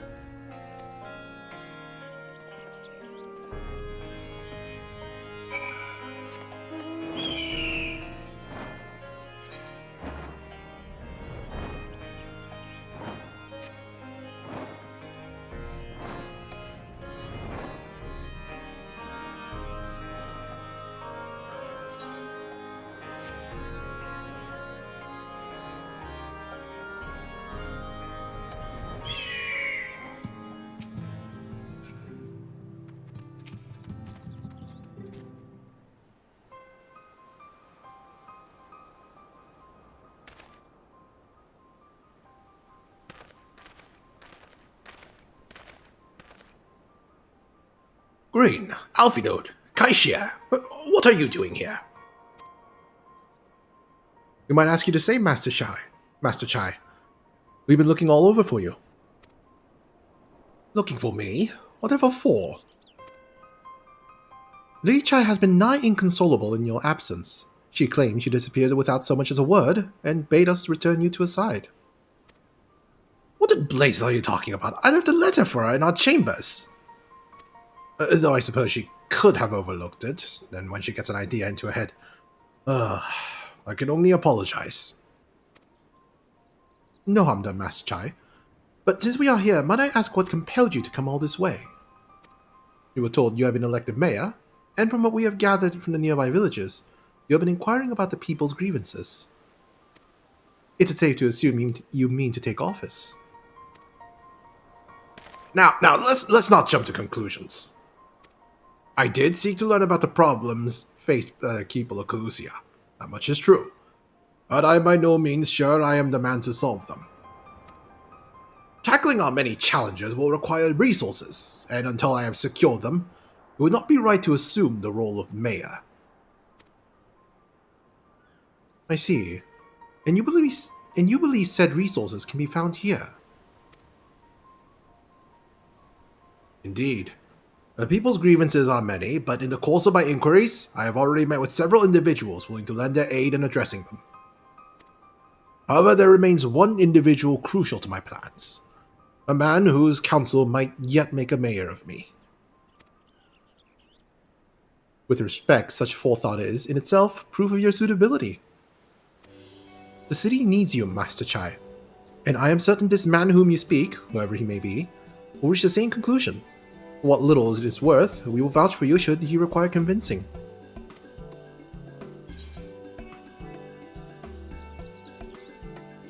We believe in you, Master Chai. I don't know what to say. You don't need to say anything. You got your actions to speak for you. For as long as I can remember, all I ever wanted was to make it to you more. But that dream's gone now, burst like a bubble. Or a boil, more like. Anyway, outside of repaying Master Alphinode, I haven't had a clue what to do with myself. Spent most of the days in the daze, but you? You've been running up and down trying to find a way to fix this mess for everyone. And I reckon you can do it. You got this lot up Mount Gold, didn't you? How hard could marrying be? You're going to see Yomo to a better future. I know it. And I want to help. Properly help. Do something that makes a difference.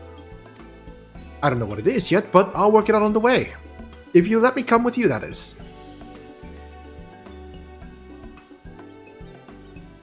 You give me entirely too much credit, the lot of you. but I can't deny it gives me heart. Come then. Let us press on together. Oh no, I got raided. Why, Thank you, hello, Master Chai. raiders. Hello. Oh god. We mustn't get ahead of ourselves. Yulmore needs more than a man with good intentions, which is why I am here. Find one with the experience needed to see the city thrive. Who's this man exactly, and are you certain he's here in Amity? Rendon is his name, and yes, he is. Or was. I had scarcely begun to explain myself when he decided his time was better spent elsewhere. He served as a chief advisor to Valthyri's father when he was in office. If Ranjit was the mayor's right hand, one might say Rendon was the left, and between them they kept Yulmore on the road to prosperity. The city needs more than a mere man of business, which is why I must find him. Oh, good to hear. Did they have explosion like I wanted them to? I hope they did. But even if you do, what makes you think he will listen? Before giving chase, might it not be wise to speak with those who know him here in Amity? They may be able to shed some light on his reason for rejecting your overtures out of hand. Yes, I suppose that makes sense. Perhaps we should start with Tristal then. As I recall, you made a rather favorable impression on him. I'm certain he would be willing to talk to us.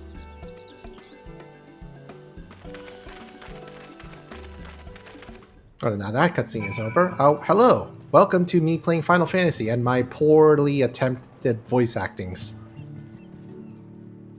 You're not poor. The voice acting that could be better. Well, I mean, even professionals could be better.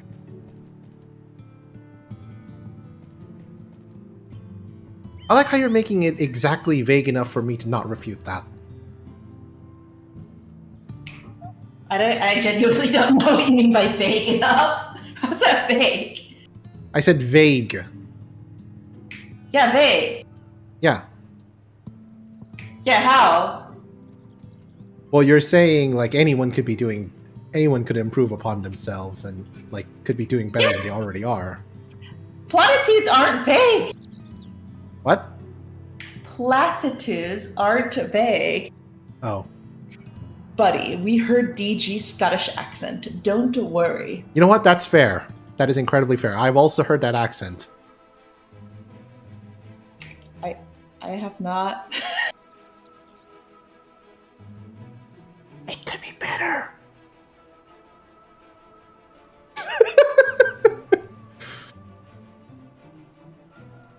Yeah, I have no proof of this. You're gonna have to present the evidence. I'm sure someone has a clip of that.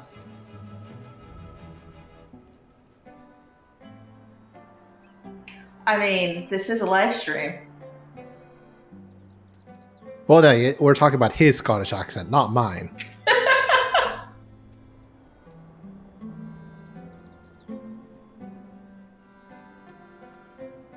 They are similar. They do descend from the same language, Gaelic. So Irish and Scottish do sound similar because they have the same roots.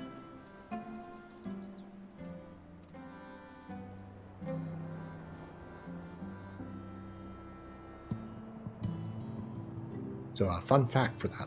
Fun fact of the day. Fun fact of today was presented to you by DG Medic. Apparently, yes. Yes, you did, wee pancake.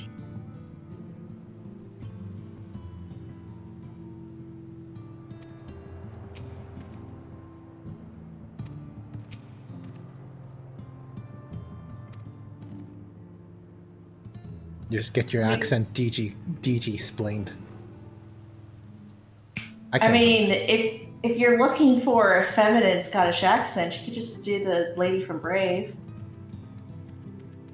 Oh yeah, I think sometimes I go back to the clip from Wreck-It Ralph 2 where you have that Merida. With that Scottish accent. I don't remember Meredith even being in Wreck-It Ralph 2. It's a room with all Disney princesses. I don't remember her being there. Like, Yeah, she was. Yeah, she is, but...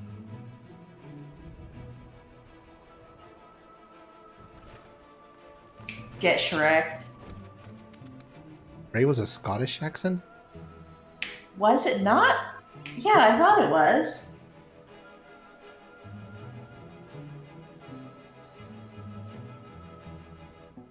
Let me look up the actual dialogue, because I'm curious.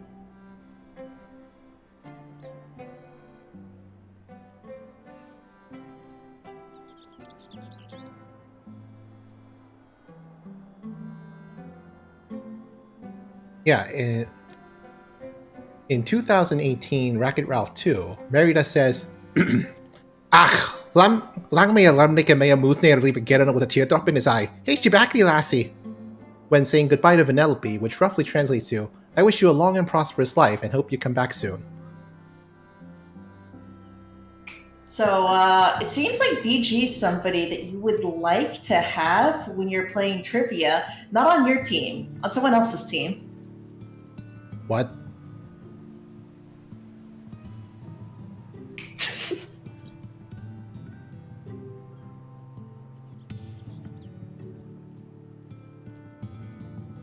Was that a good Scottish accent? I can't tell. Sorry, I had to say it. It was too funny.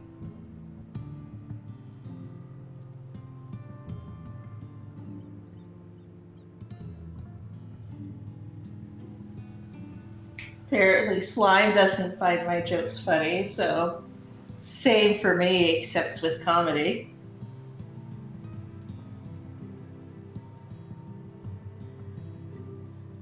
Now, you've heard worse. Was that directed towards me or for DG?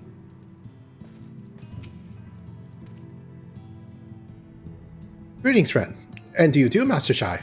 I presume you're here to ask after Rendon. Couldn't help overhearing your earlier exchange. Oh, me. That's unfortunate. I could strive to be better. Yes, well, with Valtteri gone, Yulmore wants for a leader. Should no one rise to the challenge, the city could very well collapse. I came here seeking Rendon's counsel in the hope that we could build a better Yulmore together, and that is still my wish. But given how abominably you were mistreated there, I will quite understand if you choose not to help. Worry not, Master Chai. I bear no grudge against you or the people of Yulmore. I will not see you suffer for Valtteri's villainy. As you no doubt gathered from your meeting earlier, Rendon can be rather uncompromising. He has his principles, you see, and a little patience for anyone he deems less committed to their own. Your desire to right the wrongs of your past, of Yulmore's past, is quite admirable, but I fear the guilt you bear on the city's behalf works against you. I can see it in your eyes, in the way you carry yourself. It goes without saying he sees it as well. You must let those feelings go, Master Chai. Be more assertive, commit to this course, and prove to him Yulmore has the resolve to change. The resolve to change. I believe he was heading towards Pit 8 when he left. If you plan to go and speak with him, I suggest you be firm and clear in your intentions. Very well, to Pit 8 we go, and I will not take no for an answer. Nay, not even a maybe.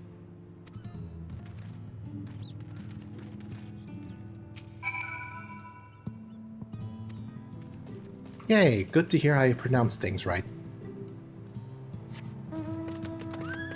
Okay, yeah, I'll probably watch the VOD and see if the stuff I wanted to see happens. Ciao, medic. Bye.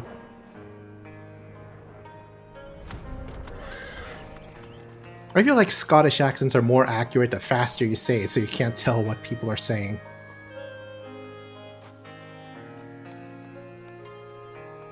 Or maybe that's just your way of coping. It could be both. There's no reason it can't be both.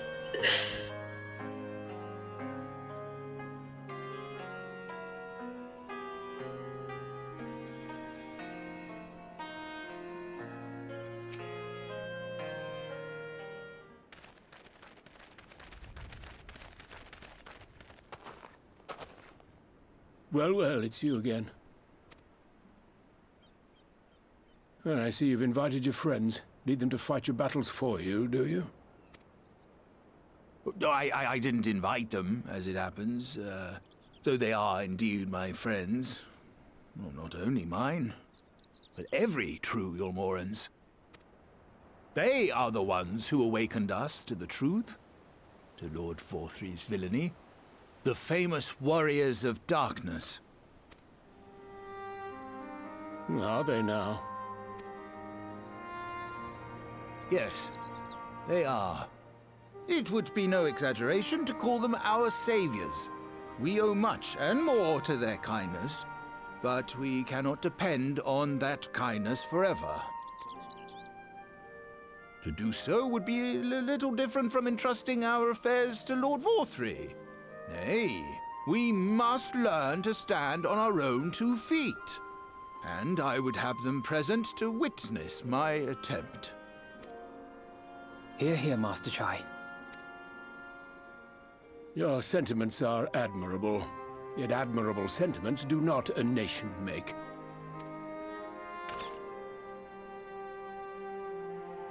In my capacity as advisor, I once strove to build a better Yulmore. Gave honest counsel to my superiors, drafted laws for the benefit of one and all. But in time, my values fell out of favor. There was no need for them in this paradise Vorthry was creating. And so I left my homeland behind. But you, Chai News, you were content to wallow in indolence under Vorthry's auspices. And so I cannot help but ask myself what manner of nation you intend to build.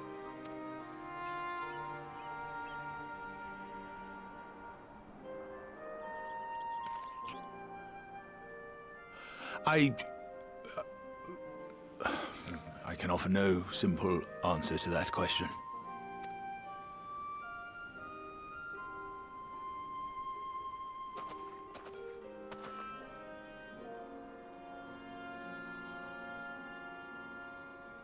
But this much I will say. It is my hope that Yulmore can become a nation which her citizens might freely choose to build together.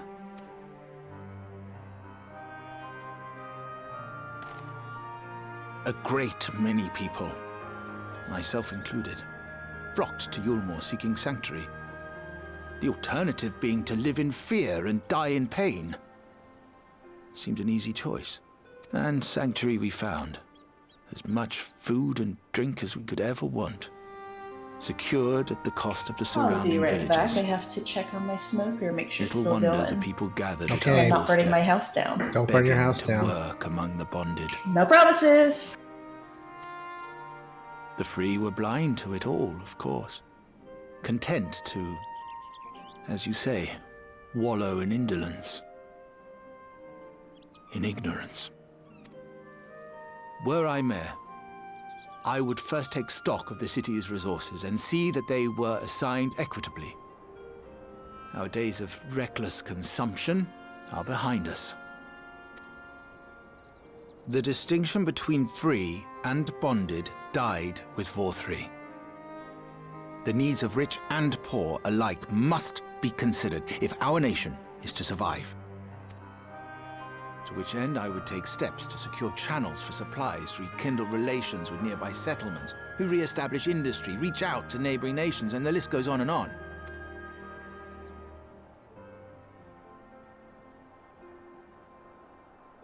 But I am no ruler, nor even a politician. I am an entrepreneur.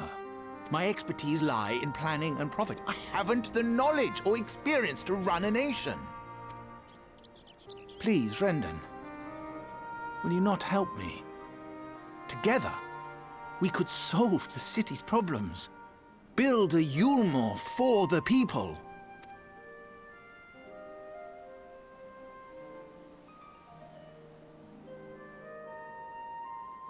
A Yulmore for the people.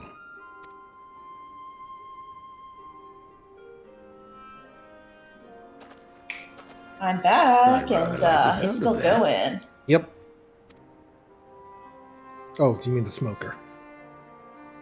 Yes, it is. But before I offer you my counsel, I would be certain also that I might not your have ability to, perform the duties post of cook it, I office. guess. You would? You ask me to help you solve Yulmore's problems, but first I would see you solve one on your own. Accomplish that, and you will prove both to me and the people that you are a man worth following.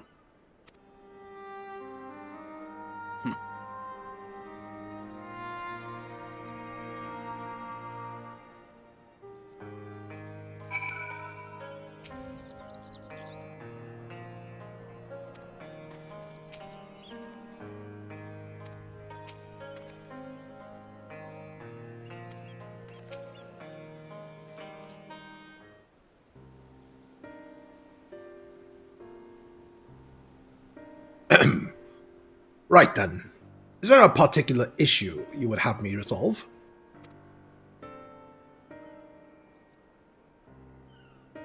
You seem to have conducted an assessment of the problems Yulmore now faces. I assume you will agree, therefore, that the matter of dwindling food stores is the most pressing. Ah, yes. Mayol being neither a desirable nor less sustainable option, I assume alternative foodstuffs are now required to fill the void.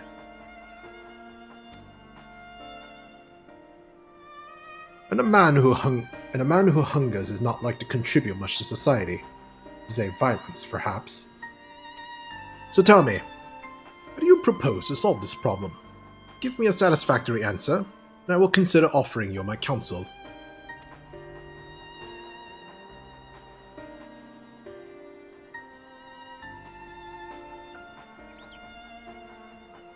Remember back in the day when you still thought Mayol was the peach? Still is. It isn't. Mayol is people. Nope. Yes, it is. No, it's canonically peaches. No, it's canonically people. I think you've got like some sort of speaking disorder. That's a funny way to say there. Yes, Kira, they are peaches.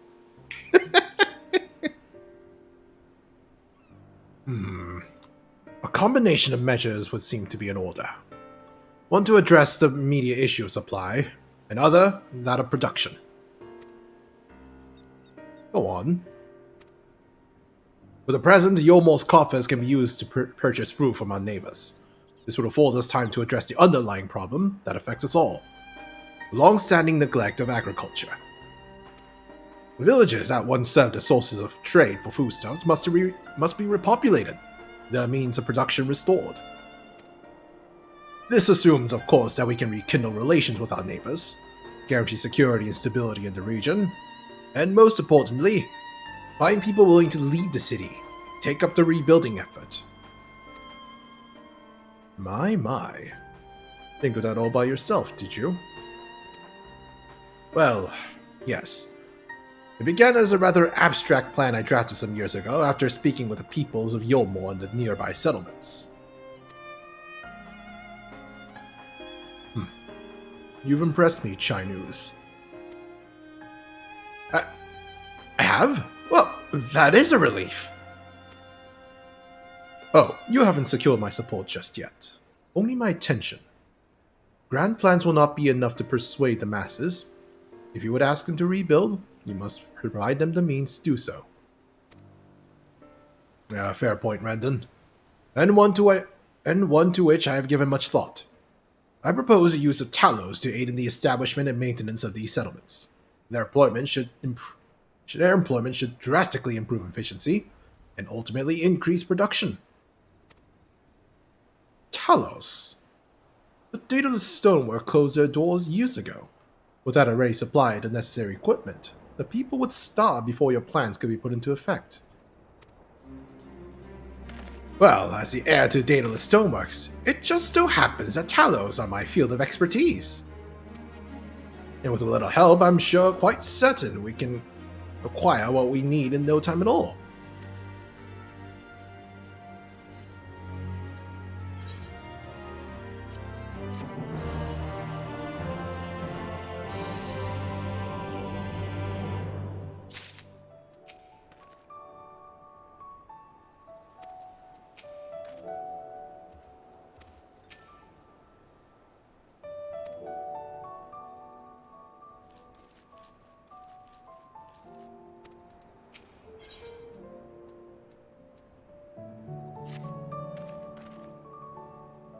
Rendon is quite right. Building Talos from scratch would require time we simply do not have. Which is why I propose to make use of the long-abandoned Talos which wander the wilds of Colusia. They will need to be deactivated, of course, and if memory serves, the tools required to do so should still be at the top rung. Come with me. Oh boy, we're gonna have to beat up some Taloses. That would break them. Well, maybe you should beat them up less.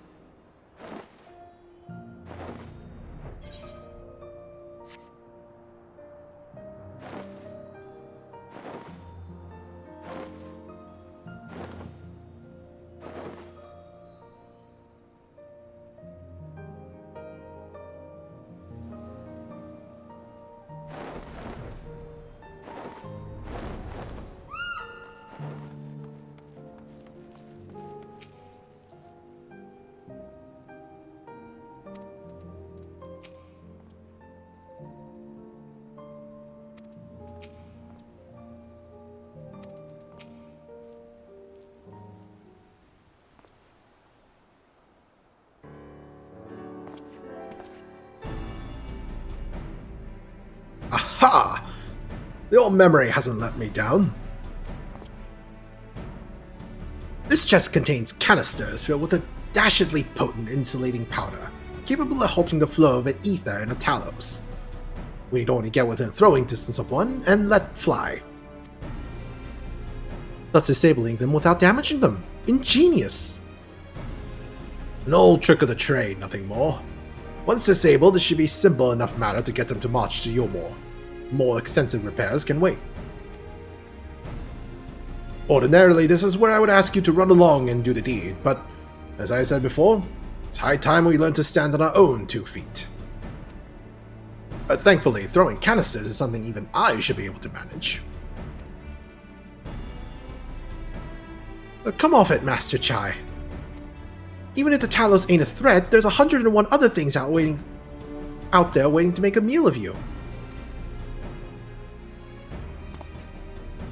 That's as may be, Kaishia, but Rendon tasked me with solving this problem, and I will not sit idly by while others risk everything to see my harebrained schemes realized. Not this time. Which isn't to say the mere thought of it doesn't fill me with dread, truth be told. I can't feel my legs. If I'm to prove I'm a man worth following, I must lead by example. Well said, Master Chai. Hear, hear. Yes, well, it should go without saying that I have no intention of dying for this. I always preferred living to see the fruits of my labors. And to make sure I do, I will require your help. And as Kaishia says, these lands are dangerous if one is not careful. I would ask you to use my spyglass to look out for any beasts that could get in the way of my work. I'll also need you to alert me when it is safe to subdue the Talos. Understood?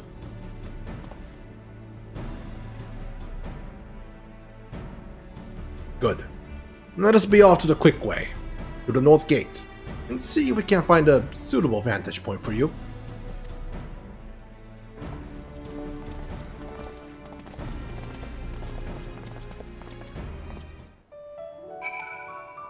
They really like making us do this spot something in the far off distance mechanic, don't they? That they do. They must put lots of work into it.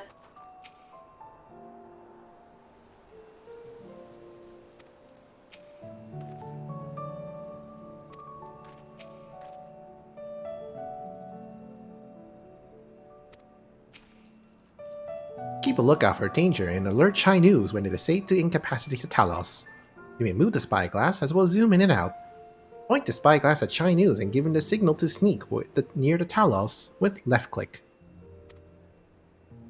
Or whatever you use on a controller.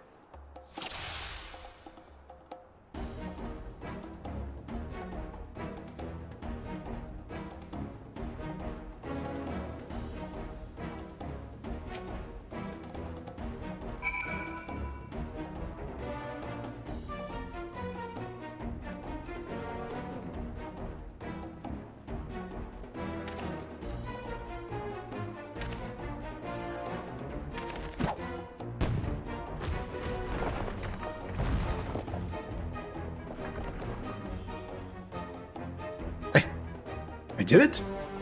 I did it! Let's move on to another Talos, shall we?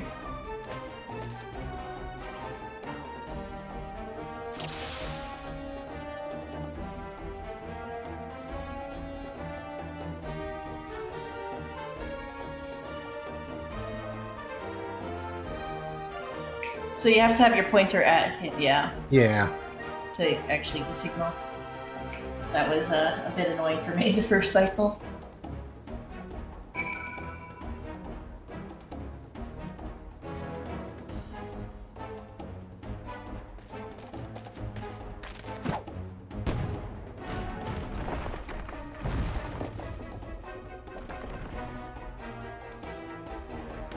I do believe I'm getting the hang of this.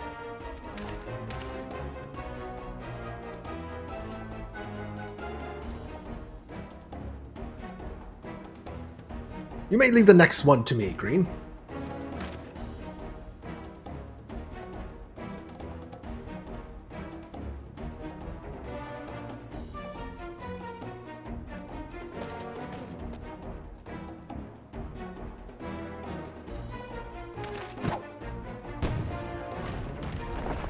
Metal Gear Talos.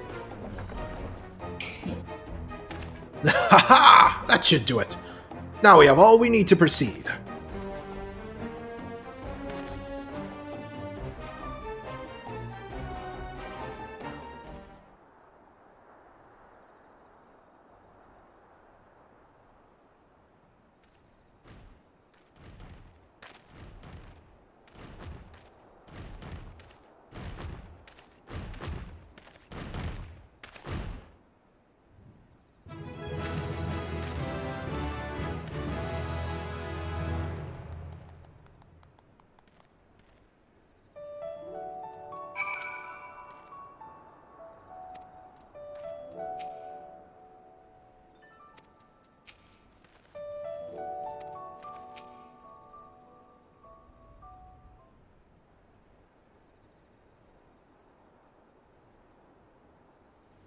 I can scarcely believe it.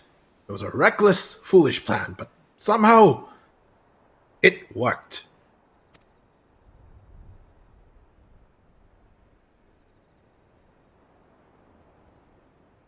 I did it?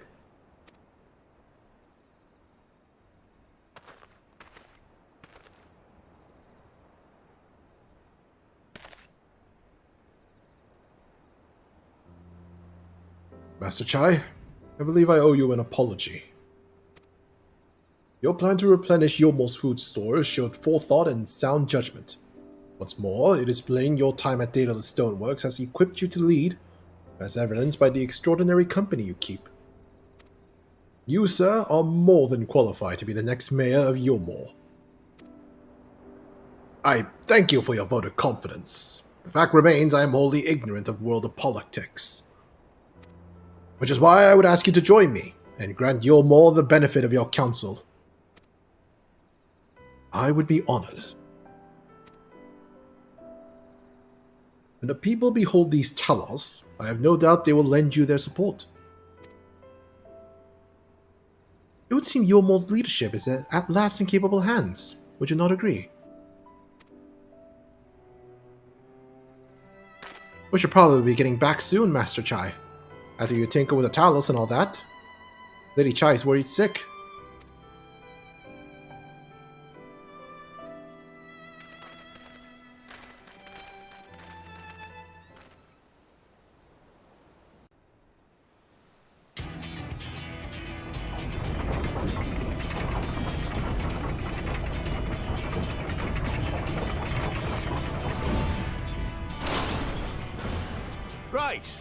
Right then, form a line and make for Yomo.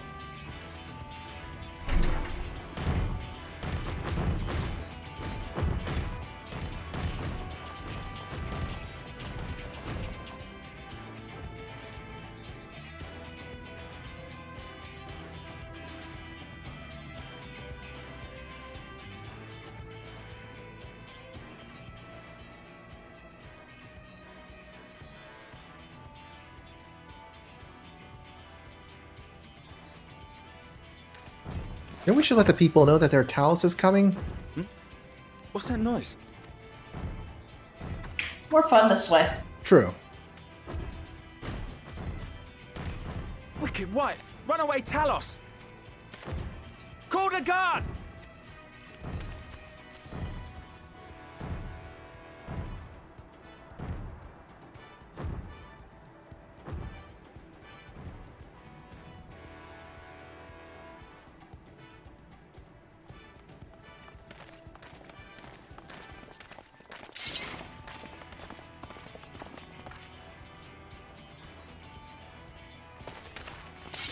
Stay back!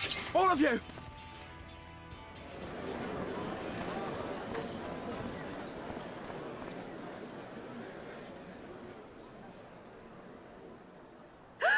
Is that...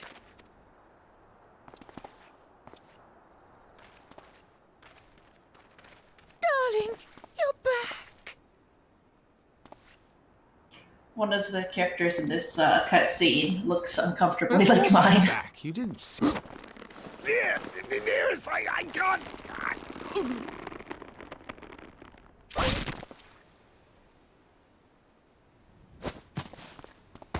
Oh!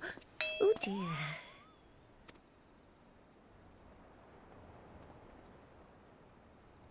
I know how you feel. People confuse my character looking like Godbird sometimes.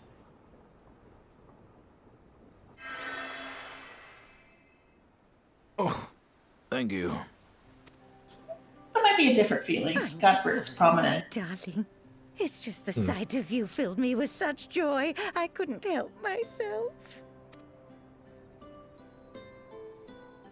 Oh, no, it's all right, dear. I should have just come out and said what it was I was intending, instead of entrusting the task to a hastily scribbled letter. Does that mean you'll do it? Well, I'm here, aren't I? I mean, not that my absence signified any unwillingness, you understand? Oh, no, naught could be further from the truth. I only left to enlist the aid of the former mayor's senior advisor. And now that I have it, I believe I am ready to take office. Oh, how wonderful!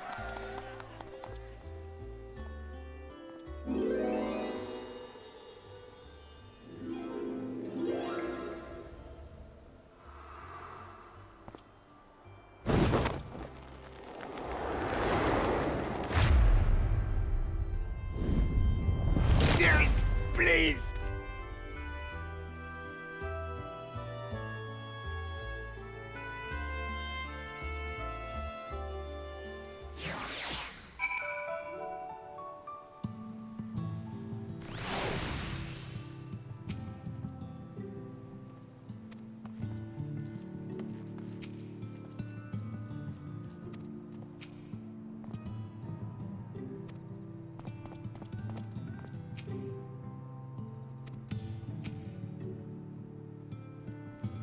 That was quite a reception, one Master Chai will struggle to forget. More seriously, the arrival of the Talos has seized the public's attention. Once word has spread around Yulmore, it will be that much simpler to gather one and all so that Master Chai can make his inaugural address.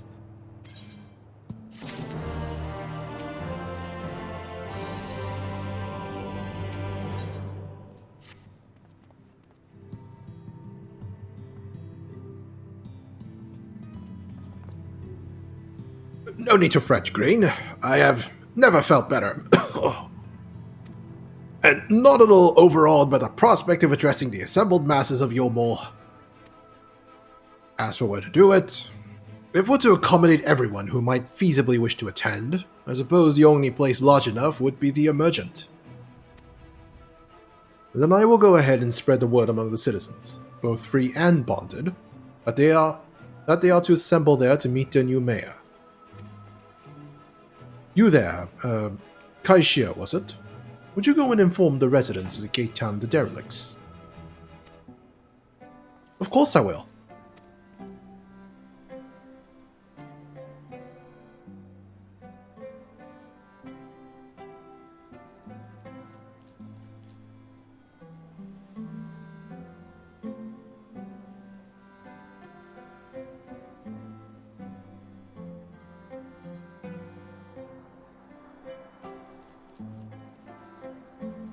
Sorry, I had to be preoccupied for a bit.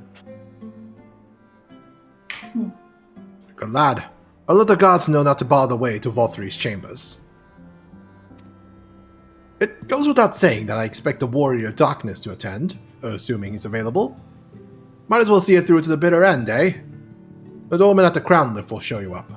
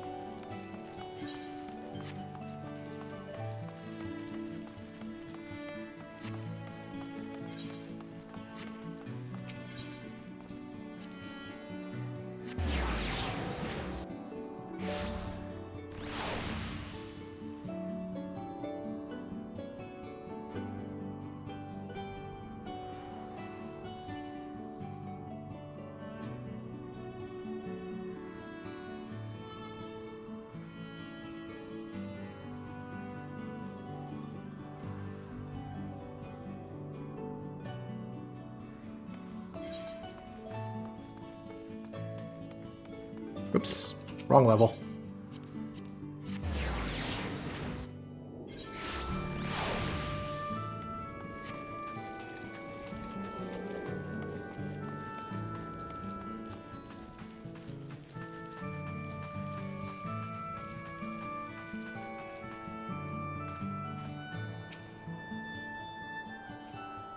Ah, yes. Master Chai told us to expect you. The emergent is already filling up with people of all persuasions, free and bonded, citizens and non-citizens. For you, our guest of honor, we have reserved a place at the front. Right this way, sir.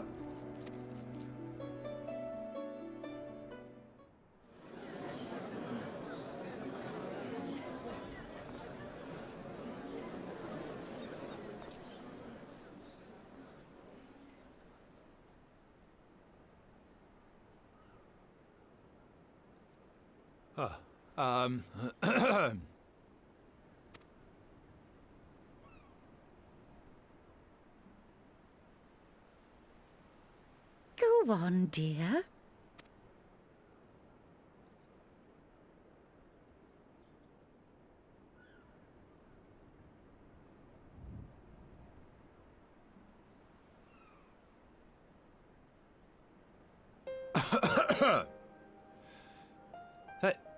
Thank you all for gathering here today.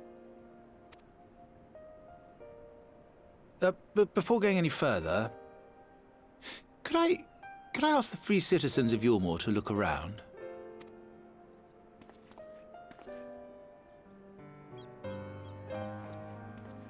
Tis a sight none of us would ever have seen under Lord Volthry's rule. Not only do we stand in the familiar presence of those we once called the Bonded, but today we welcome the peoples of the Derelicts and Gate Town too. Today we welcome the Warriors of Darkness, come to bear witness to Yulmore's new beginning.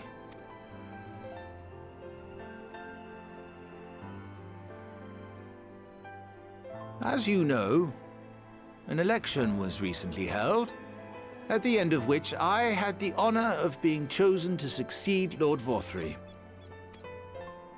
You place great faith in me, and I promise to do my utmost to live up to your expectations, and I will seek always to carry out the duties of this office with integrity and fairness.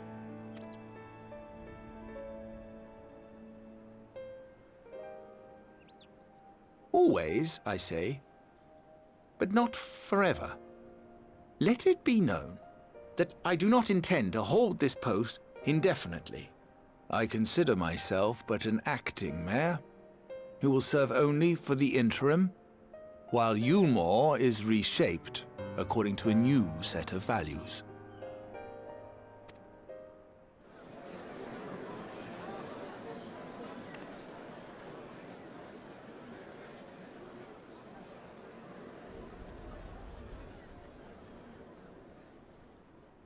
No longer can we think of ourselves as divided, as the free and the bonded, citizens and non-citizens. The systems put in place by Lord Vorthry must be undone. But even as we tear down the old, we must give thought to the new, to what manner of nation Yulmore should become. Whatever the answer may be, it cannot be decided by one man alone. And so I propose that an open forum be held, that we might all discuss how best to strive towards a better future. However, there can be no talk of the morrow unless we first address the issues of today.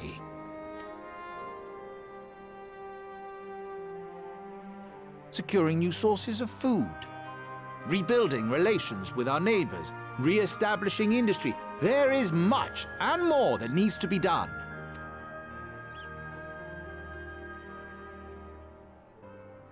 Too much for a mere man of business. And so I pledge instead to do everything in my power to ensure our city's security and stability while we all work together to see these problems solved. The road before us will not be easy, and I know full well how daunting the prospect of honest labor may seem to some of you. But we must accept the reality of our circumstances. We must move forward. This much we owe to ourselves and to the brave heroes who risked their lives to bring back the night. Once we have shored up our city's foundations and regained some semblance of normality, let us reconvene to speak of the future. Until then, I humbly ask that you lend me and each other your strength. For Yulmore!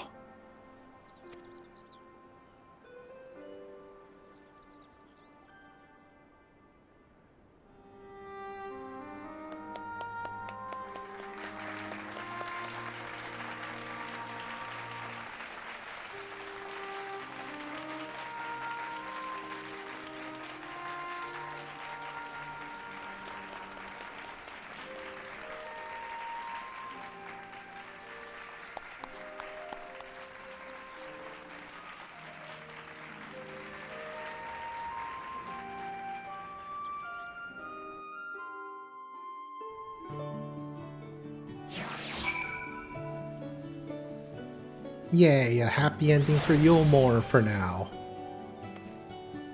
Yay! Is it gonna turn into, like, the firmament?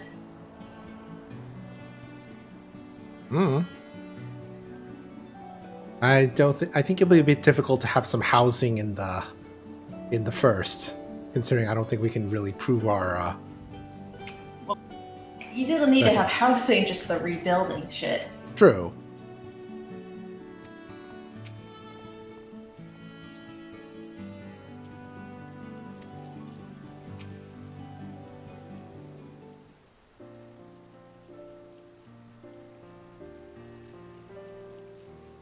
That was a fine speech, Master Chai.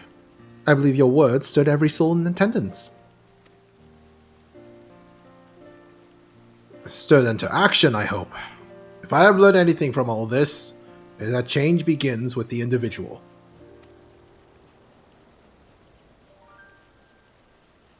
Just but a matter of finding the strength to take the first step.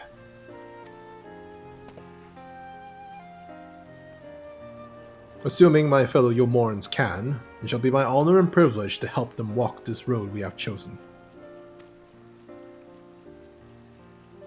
But we must not forget the individuals who made all these changes possible.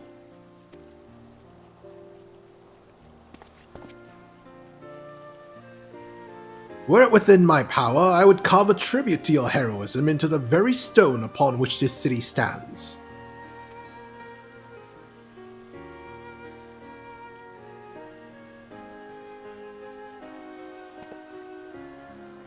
I hate to change the subject, darling, but now that you've officially taken office, have you given any thought to your mayoral seat?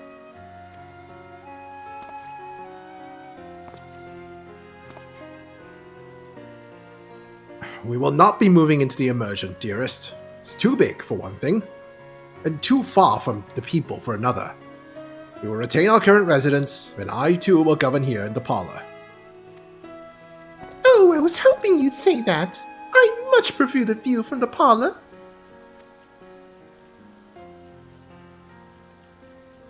Begging your pardon, Master Chai, but have you got time for a word?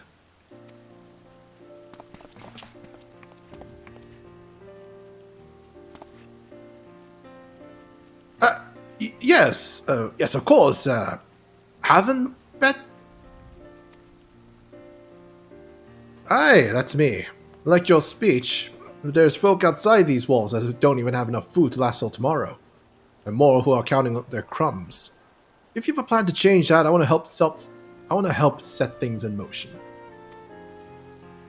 Then we've much to discuss.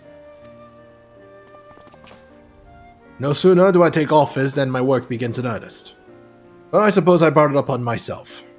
Thank you again for your help, Green. I hope to see you again before long.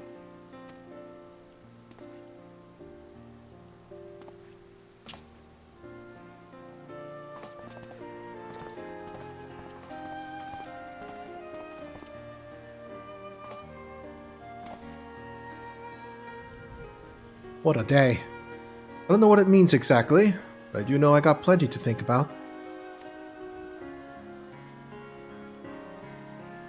I sense we all have a great deal to consider. I'd resolved to remain here until such time as Yomo's future was secured, but it is clear to me now that city is in capable hands.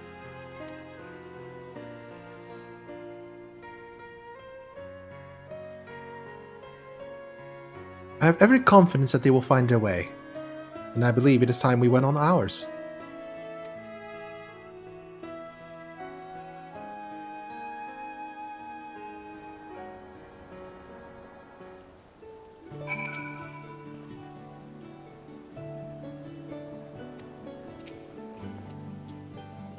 So Alfie knows leaving too, is he? It's like everyone's moving on. Everything's changing. I've been thinking of what I should do in all of this. Like I told you, I spent most of my life dreaming about living here with my friends, in paradise. The paradise is gone, but something better has taken its place. And I reckon I want to be a part of it. This Yomo for the people Master Chai's been going on about ain't gonna build itself after all. Not that I'm much of a builder. Me and my friends will find a way to make a difference, though. Help keep things changing for the better. A far nobler dream than the one you clung before, and one I am happy to say we share. Whatever path you choose, I will pray for your success. Well, when you put it like that, there's no going back now, is there? We've got a few ideas on how we can do our bit. Just a matter of taking the first step.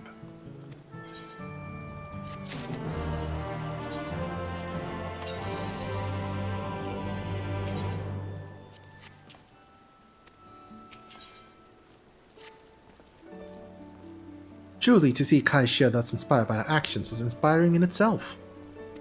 Yet however much I may wish to stay and see what comes of its efforts here in Yomo, we have matters to our own to attend to. Come, we should return to the Crystal Tower. Mayhap Beck Luke's studies have borne fruit in our absence.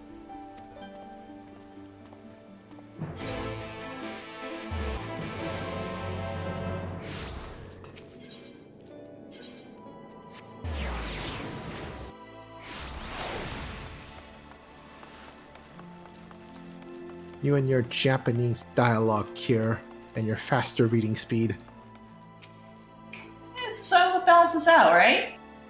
Yep.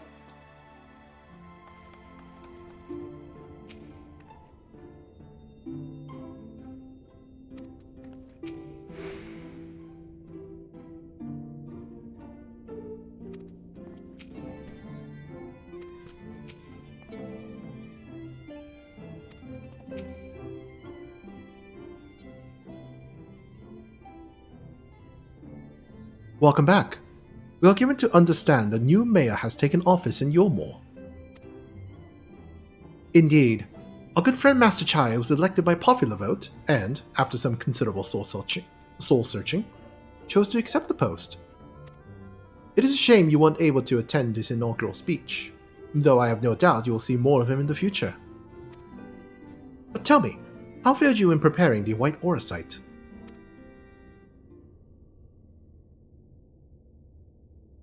Our work did not quite proceed quite as expected. In your absence, we had a frank discussion of the principles of soul transference, and concluded at length that White Aura site was ill-suited for our purposes. But Urianger, did you not say that compared to the massy soul of an Ascian, the stone could house one of ours with ease? That I did. And armed as we are with Beck-Luke's invaluable insight, would indeed prove a trifling matter, were we to disregard the inviolable link twixt mind and soul. A link which would, we did blatantly realize, be weakened most perilously in the process of rendering our souls dormant, as Orsight does require. Thus, the shedding of these fleshly simulacra and the surfeit of aether which compriseth them would in all likelihood deprive us of our psyches as well. It would, theoretically, be possible to channel your minds into the aura site instead, but we would more than likely sacrifice your souls in the process. Which is why we have abandoned that plan and instead devoted our time to finding a means by which mind and soul might be transported together. And we are no closer to a solution than when we first began. It is a vexing conundrum indeed, but one for which Crystal Exarch has posited the most intriguing solution. When our discussions turned to the transference of memories in the psyche, I could not help but be reminded of a technique with which I have personal experience. Green, you recall what we learned in my eyes from our encounter with Doga and Une? I speak of the royal eye of the Allegan imperial line, gifted to my forebears through the blood of memories of the ancient Allegans. It is by this gift that I am able to control the Crystal Tower. If we were to gain an understanding of the technology by which the Allegans were able to accomplish this transference, perhaps then we could keep mind and soul together. Imagine, if you will, a device like unto a soul crystal, replete not with only our worldly memories, but also the bountiful energies of the soul. That is our current avenue of investigation, and we will follow it wheresoever it leads.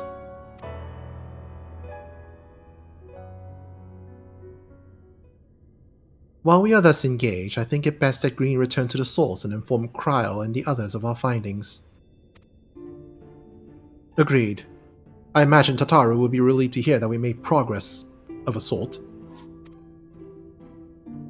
Then I would beg leave and relay our findings onto Thancred and Reen, and to assist where I may in their investigation of the empty. Yes, please do. Should we have need of your counsel, we will not hesitate to summon you.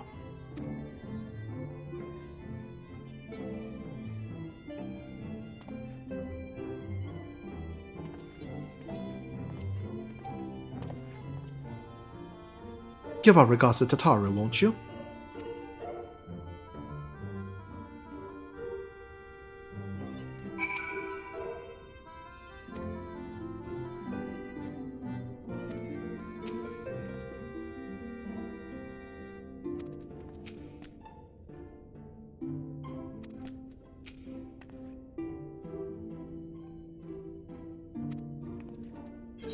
Oh no, why did you leave the party, Kier? Is something gonna happen? Yep, and it didn't give me warning until after I watched the cutscenes. Oops.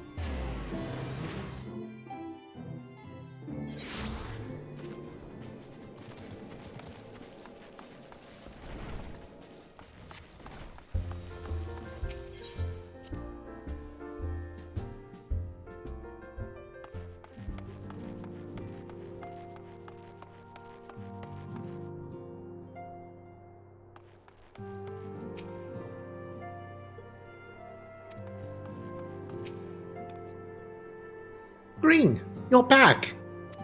How did everything go in the first? Wait, don't tell me. Carl will be here shortly and she'll want to hear it too. She's just heading to the others. Their bodies, I mean, gods. I don't think I'll get used to saying that. Anyway, you can tell us everything the moment she gets here. Upon speaking with Tataru, several cutscenes will play in sequence. It is recommended that you set aside sufficient time to view these scenes in their entirety. Wait for Kral's return? Yes!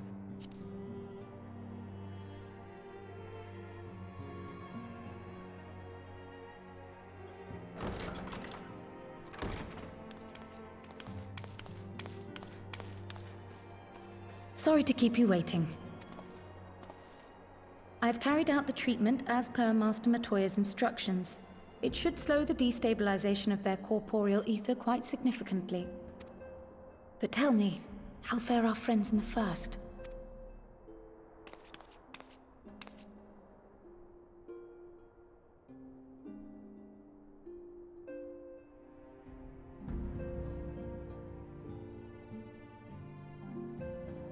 So this Becklug's the first to lead an authority on soulcraft, are they?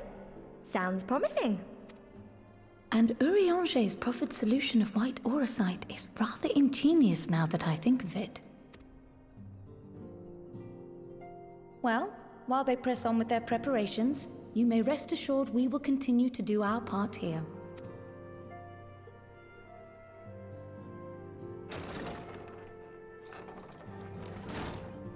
Oh, you're back.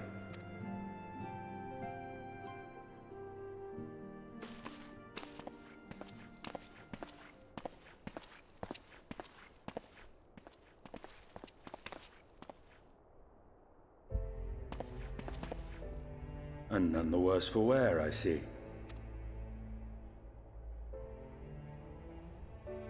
Estinian! Oh, thank the gods! We've been worried sick. Did you lose your link pearl or something? The situation in Garlemald has become more complicated. I was making my escape from the capital when I ran into one of yours, Riol. He thought it best we come straight here.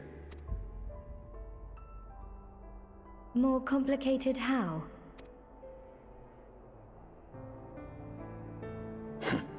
Where to begin? After entering the Empire via Razat Han, I went about my mission of investigating Black Rose. It was then, inside a provincial factory, that I encountered the one who styles himself Shadow Hunter, Gaius Baelsar. Our goals being apparently aligned, we joined forces and ventured on into the heart of the capital, to the very Imperial Palace itself.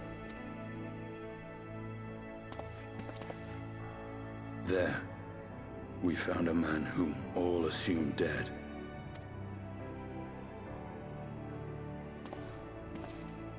But his soul lives on, and he has wrested back his flesh.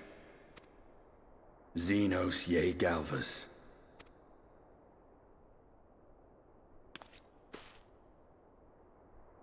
Nor did the surprises end there.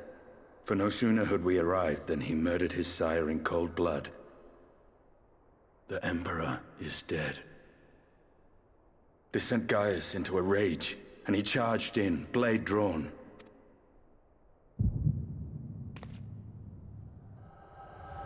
What's wrong?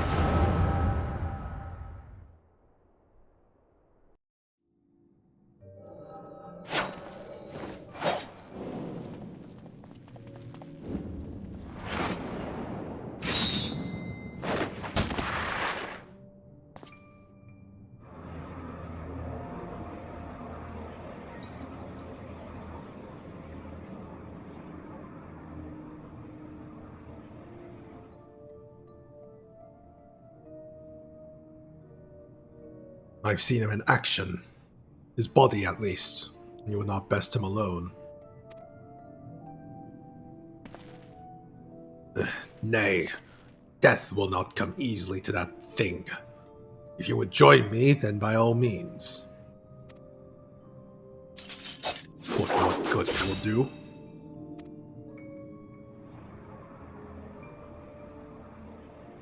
The Black Wolf and the Azure Dragoon. I suppose this might suffice.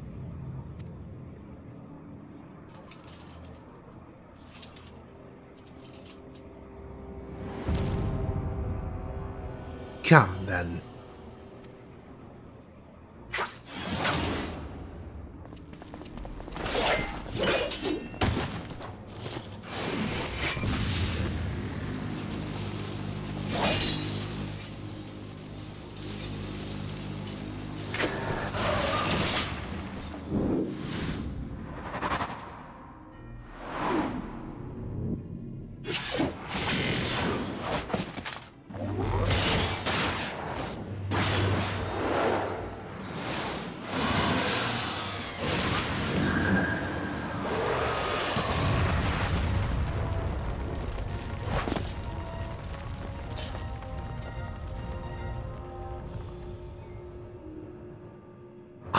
The simple pleasure of one's own flesh. Truly, there is no place like home. Abomination. Whatever he is, Green was barely a match for him. If we stay here much longer...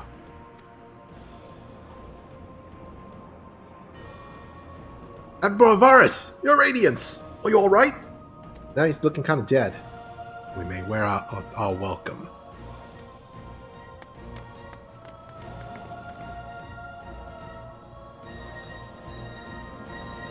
Your Radiance! No! Must even the most middling of sports be spoiled? The world conspires to bore me. But I have no cause to remain. I leave these vermin to you.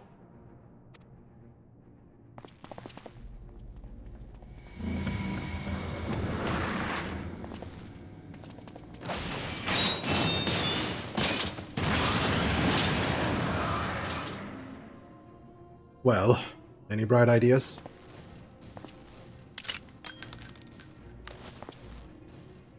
Just one.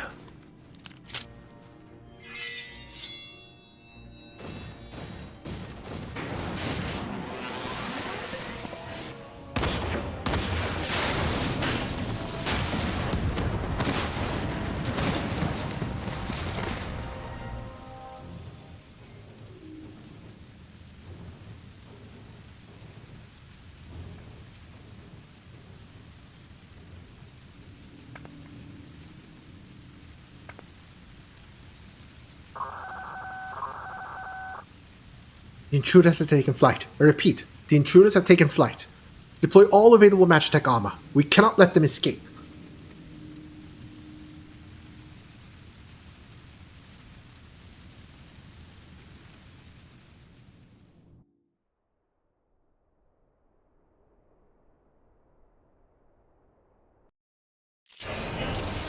Role-playing.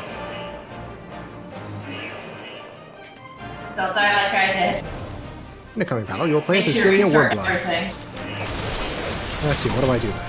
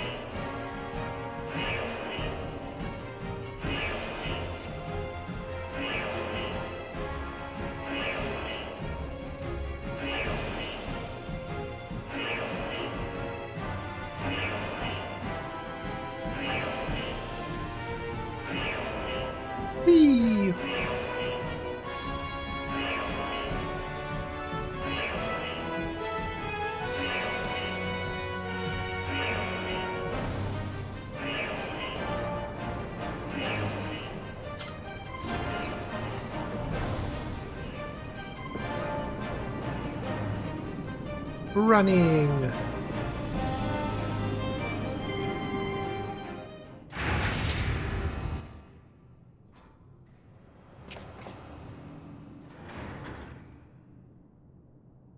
Well, well. Someone's been busy.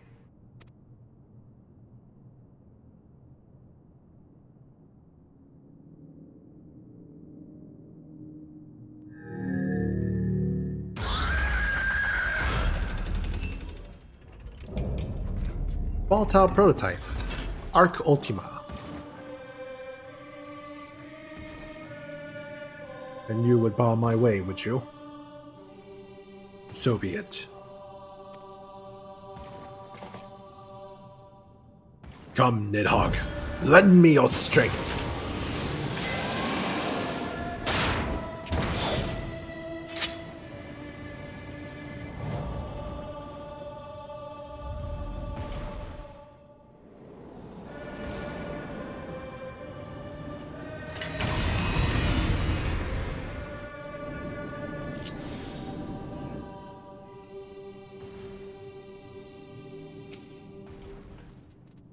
Ooh. Ultima! Ow. I didn't get there yet, Kier. What? I didn't get there yet. You're literally looking at Ultima. Oh, I thought you were saying it was going to cast Ultima, because it probably will. No, I was shouting because it's Ultima.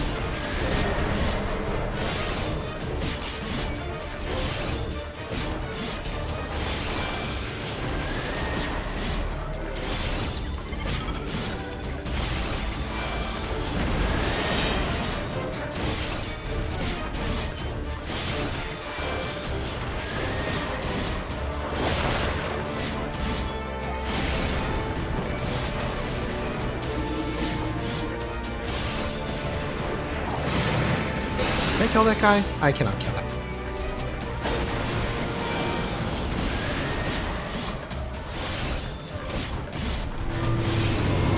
Oh, all of your enemies. Maybe that also got them.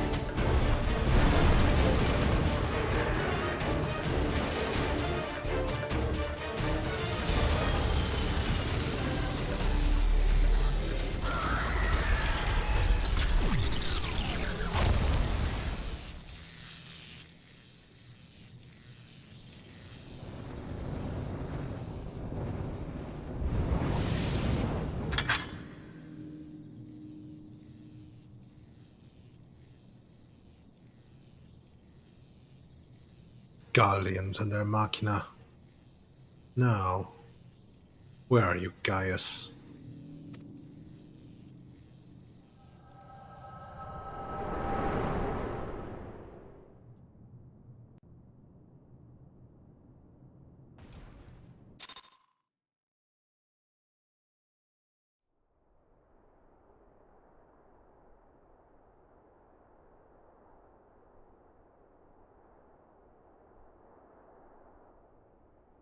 Are you all right?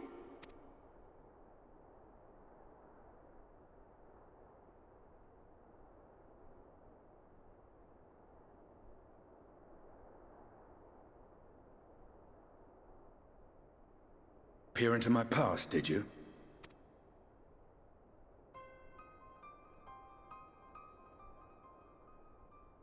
Well, I didn't quite relive the experience as you did, but I bore witness to it all. I'm still not sure what I think of this gift of yours. But no matter. Our confrontation was cut short when the Imperial Guard arrived. It was then that Xenos took his leave, citing boredom. To think their research into the Echo could bear such fruit. Escaping death, jumping from one body to the next, and returning to his own after all this time. He is an Ascian in all but name.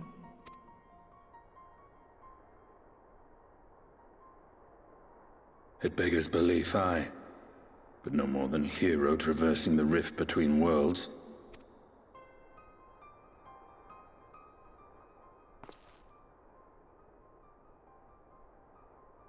My concerns are far more prosaic.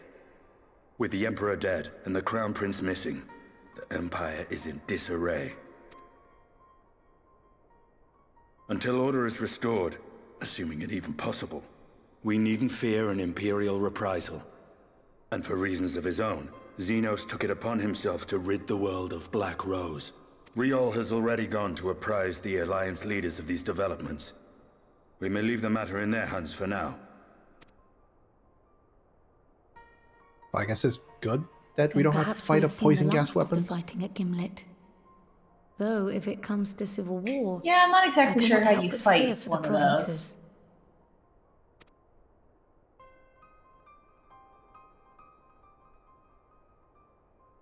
Ah, I'd nearly forgotten to ask. What became of Gaius? Did he not escape with you? Not unless if you bring Typhon into the mix, I guess. That he did, but we parted ways shortly after leaving Garlemald. He claimed another threat had arisen which demanded his attention. He didn't elaborate, but the absence of some device or other in the capital gave him reason to believe they're planning something. Lest you worry, I believe he has well and truly shed the Black Wolf's pelt. Conquest is no longer his objective. We may safely leave him to his own devices. Well, it's nice to have one less foe to worry about, even if we do have a mysterious new threat to look out for instead.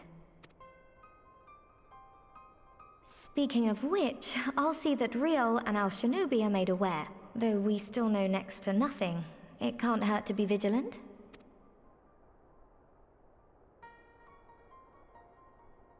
Well then, with Black Rose nipped in the bud, I believe I've fulfilled my part of the bargain.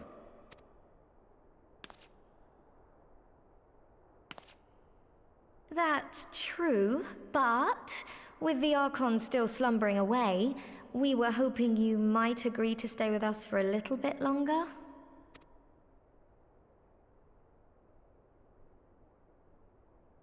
Sorry, but I'm not inclined to extend my contract. Gaius isn't the only one with business to attend to.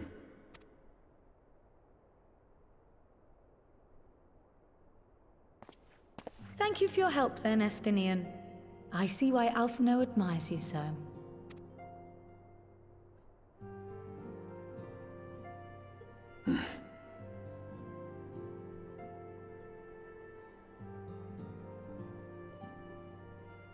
Farewell, my friend.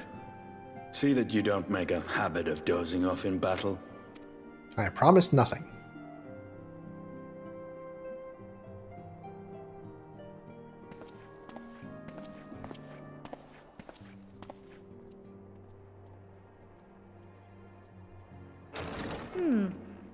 suppose we should all be getting on then. As ever, we will see to the Archon's needs. In the meantime, why not get some rest? You've more than earned it. Go on.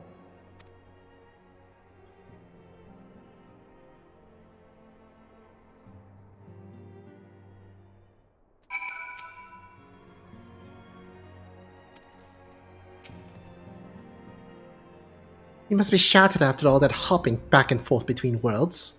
Why not stay here and rest for a while? I'm sure Becklu can manage without you. They got enough science to help them if you ask me.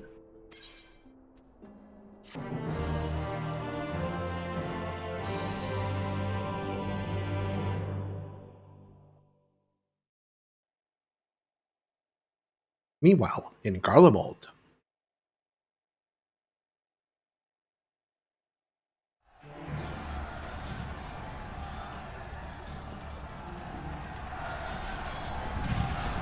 Traitors!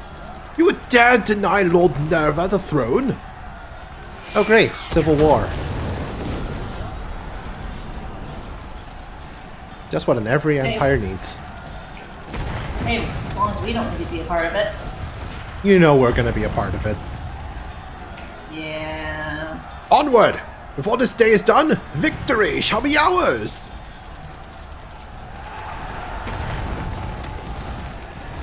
Emperor is dead, Crown Prince has fled, the Crown Prince is nowhere to be found.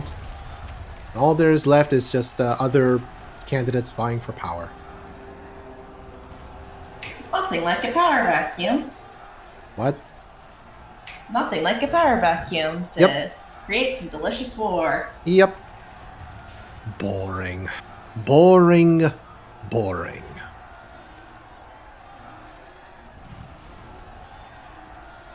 You think? I find it amusing, like dogs herding cattle to the slaughterhouse.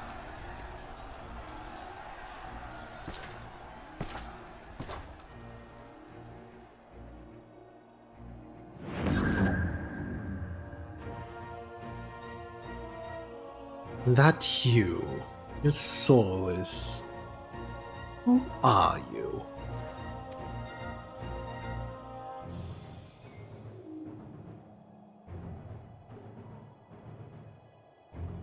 Before your majesty, I am but another dog, lost in want of a new master. A hunting dog, if you should wish it so. For I know full well the prey you would seek next. Looks like an Ascian. Zodiac.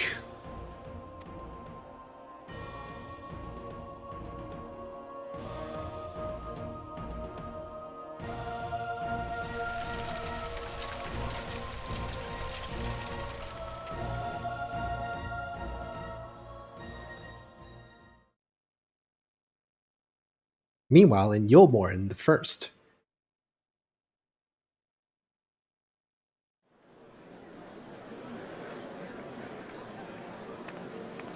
Oh, come on, don't let anything happen here. We just fixed it. Did you hear? The mayor's reopening Daedalus Stoneworks, and they're looking for laborers. There's talk of resettling some old abandoned villages too. They're even laying on free talents to help anyone willing to make the move. Free Talos? We best get packing. Steady work, board and lodging. If that's not a recipe for hope, I don't know what is.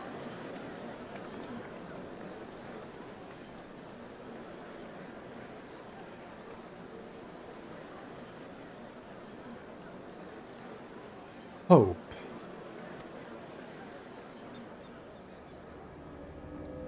Is this Arbor? Well, yes. So long as I yet live, I would see that feeble flame rekindled. Arbor looks a lot less ghostly than I remember. Maybe it isn't Ardbert, but another fragment of our soul. Or another Ascian. It is my destiny to see our dream fulfilled.